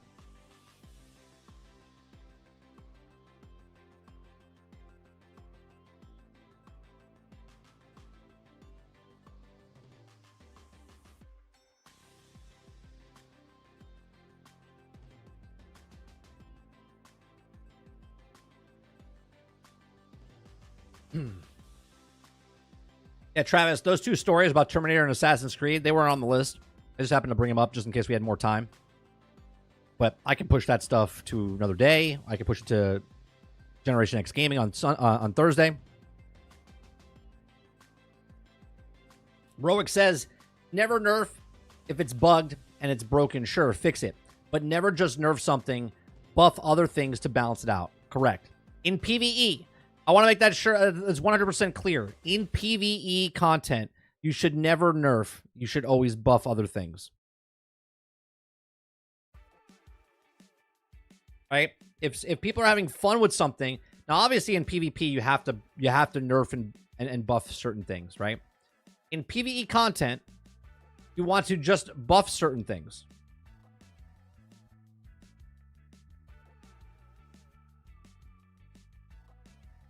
You can't just shut the water off, right? You can't shut the water off. You got to give me another option.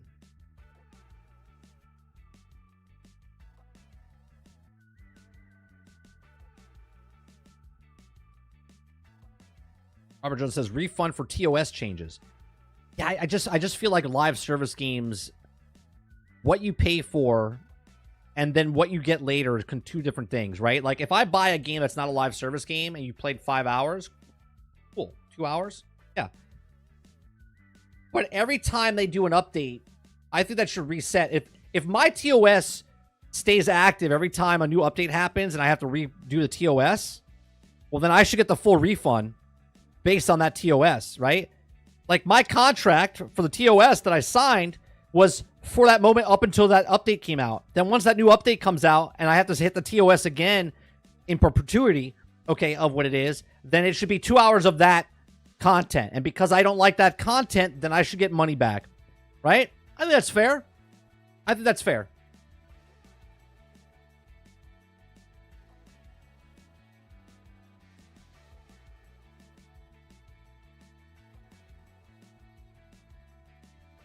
Eclipse says, Waterbear, I play both. I put like 40 hours in the 2 season. I still love Diablo. I can't help it. It's hard for me to let go of that series. I just don't like the seasonal character stuff, Eclipse. I did like the game, though, when I played it. I did like the game. Like, the actual single-player aspect of the game. This is why I was out on Division 2, and that's why they changed that. So we'll see what happens with that.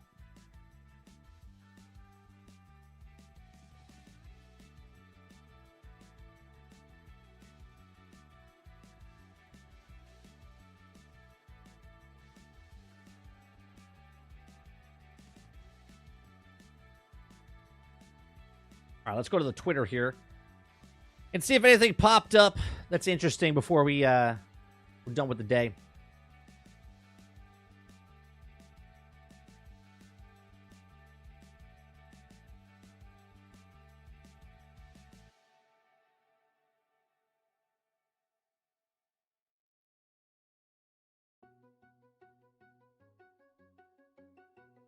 Largest class and warship used by Space Marines Battle Barrage will be your operation base. What is this? Hold on. Gameplay of the Battle Barrage. Or Barge. Sorry. No, it's Barrage. That's Barrage. The command center for the second company. Okay. Interact with the battle map to choose your next assignment. Okay. Head over to the hangar bay. Deploy into the battlefield in the Thunderhawk gunship. Visit the armoring hall to customize your weapons and armor and equipment. Before honing in your skills and training the, okay. Hypnomat. Okay. I'm really excited about this game. But that goddamn co-op better work day one. That co-op better work day one.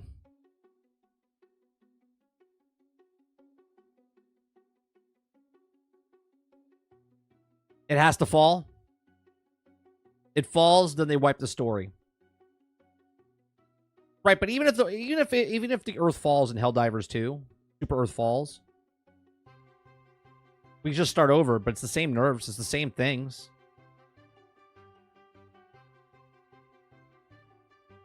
What about this? What about they didn't do any nerfs at all unless Super Earth falls? Right? And then once that campaign is over, that storyline is over, then they can change stuff because then it's like a new universe, a new world type of stuff.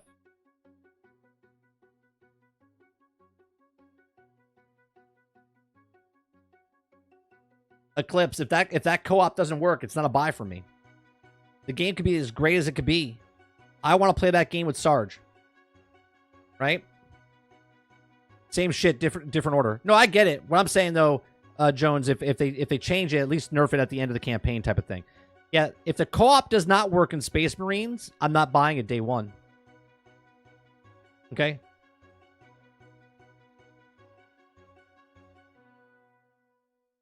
Right? There's no difference what Halo did and what this is doing. The game could be a fantastic game. It's not a complete game. If the co-op that they promised, 3-player co-op, or Space Marines 2, day one, if it doesn't work, if it's broke, boinked, unfinished, it's a no buy for me. If that campaign works, or the co-op works, it's a buy for me. It looks like a fantastic game, but it looks like a complete game if co-op doesn't work.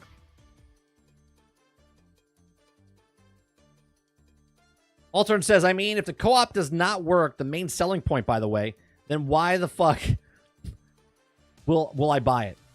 Right. If it doesn't have the co-op working day one, it's not a buy for me. I'm waiting. Even when it comes out that day. Right? It could break because so many people are playing it, or it's out and it just doesn't work.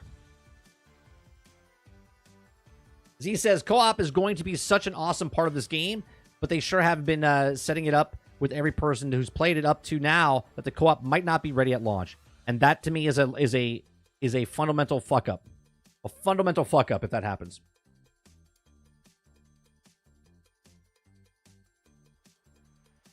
Right, the co-op, Clip says, right, the co-op is awesome. It's the whole, it's that whole Brothers in Arms thing, right? I want to play with not only do I want to play with my Brothers in Arms, I literally want to play with my brother. The reason we didn't play Halo Infinite at launch is because they chose to not put co-op in it at launch, which is dumb. Because since then, I haven't touched it. I haven't played it. We tried it one time last year. We never went back to it. Why? Just didn't have it. It didn't capture me day one. First impressions are everything, right? And if Cyberpunk, I would have played, but it was boinked day one, right? Battlefield 2042, I would have played, but it was boinked day one. Problems day one, out of sight, out of mind. First impressions are everything. This game could be the best game, single player, awesome storyline and everything, but if the co-op doesn't work, I don't care.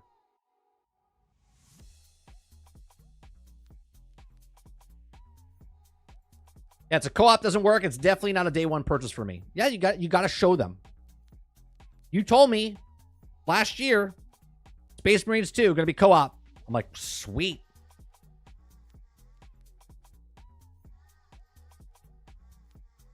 Thought a cow escaped for a second.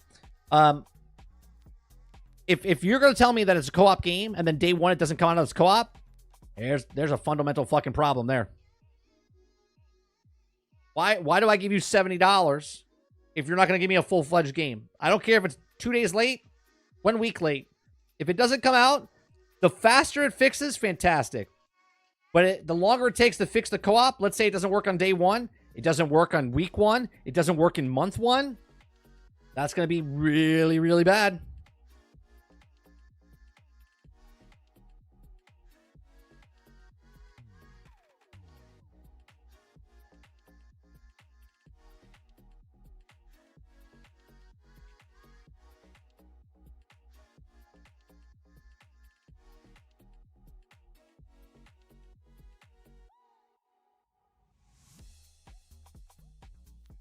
Eclipse says, I'm going to watch Angry Joe play it. As always, plays with two of the other people. So I don't know from him if it doesn't work. Right. And that's what I'll be doing. I'll be watching people trying to play it co-op. And if it works, and it's not buggy, it's not dropping people, it doesn't take 15 minutes to get into a match, then we'll be there.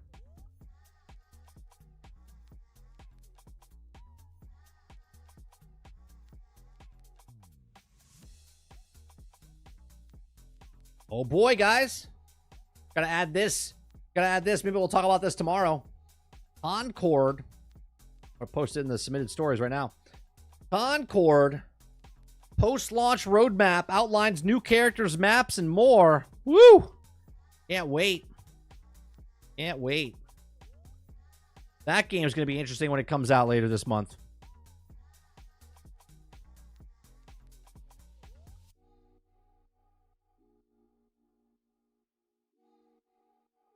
I like how it says launch 6 game modes, 12 maps, 16 free gunners and variants, and then season 1, right? Yeah, it's free, but you have to buy it. You got to buy the $40. And why am I buying a $40 game when every other game out there is free to play the same type of game?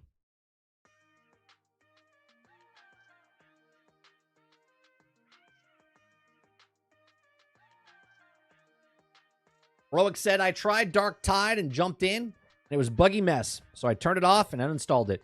Is that right when it came out, Roic, or when, like, months down the line?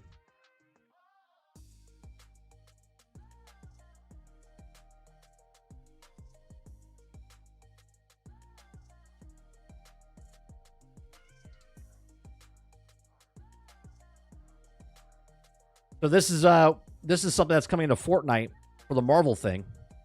This is Doom's escape or like prison or whatever it is. I might have to see what this is when it comes out. When it comes out, we might have to play it.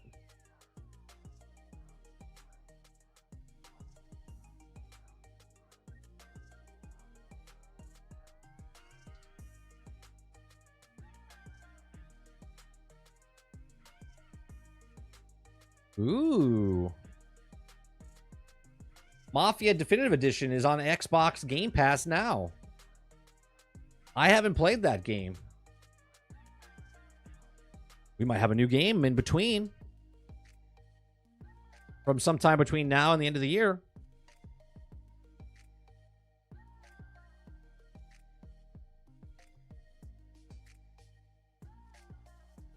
Oh, this is what you were talking about, Ron.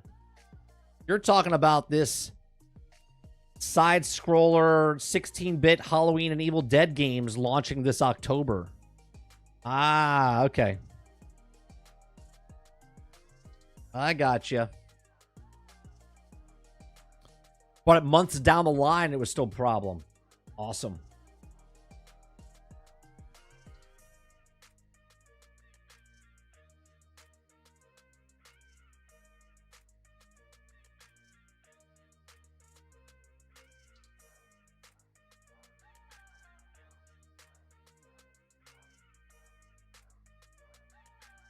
All right.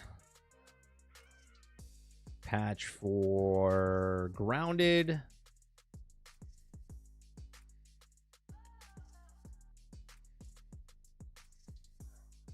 All right, tonight, 8 p.m. Eastern, join me as we continue and struggle in Marvel Midnight Sun as we continue the storyline inside of Midnight Sun. Watched last night. I thought it was good. We were struggling, but we learned our way.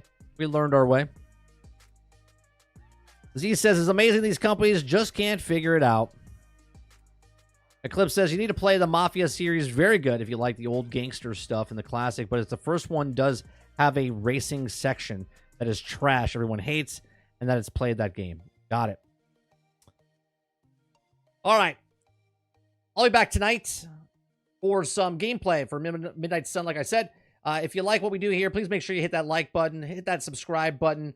And if you'd like to go above and beyond that, become a member as little as $5. We're trying to get to 3,000 subscribers. So make sure you hit that like button to get it pushed out to other people. We do appreciate you coming out in the mornings. I hope you enjoyed the show, and I'll see you guys on the next one. Peace.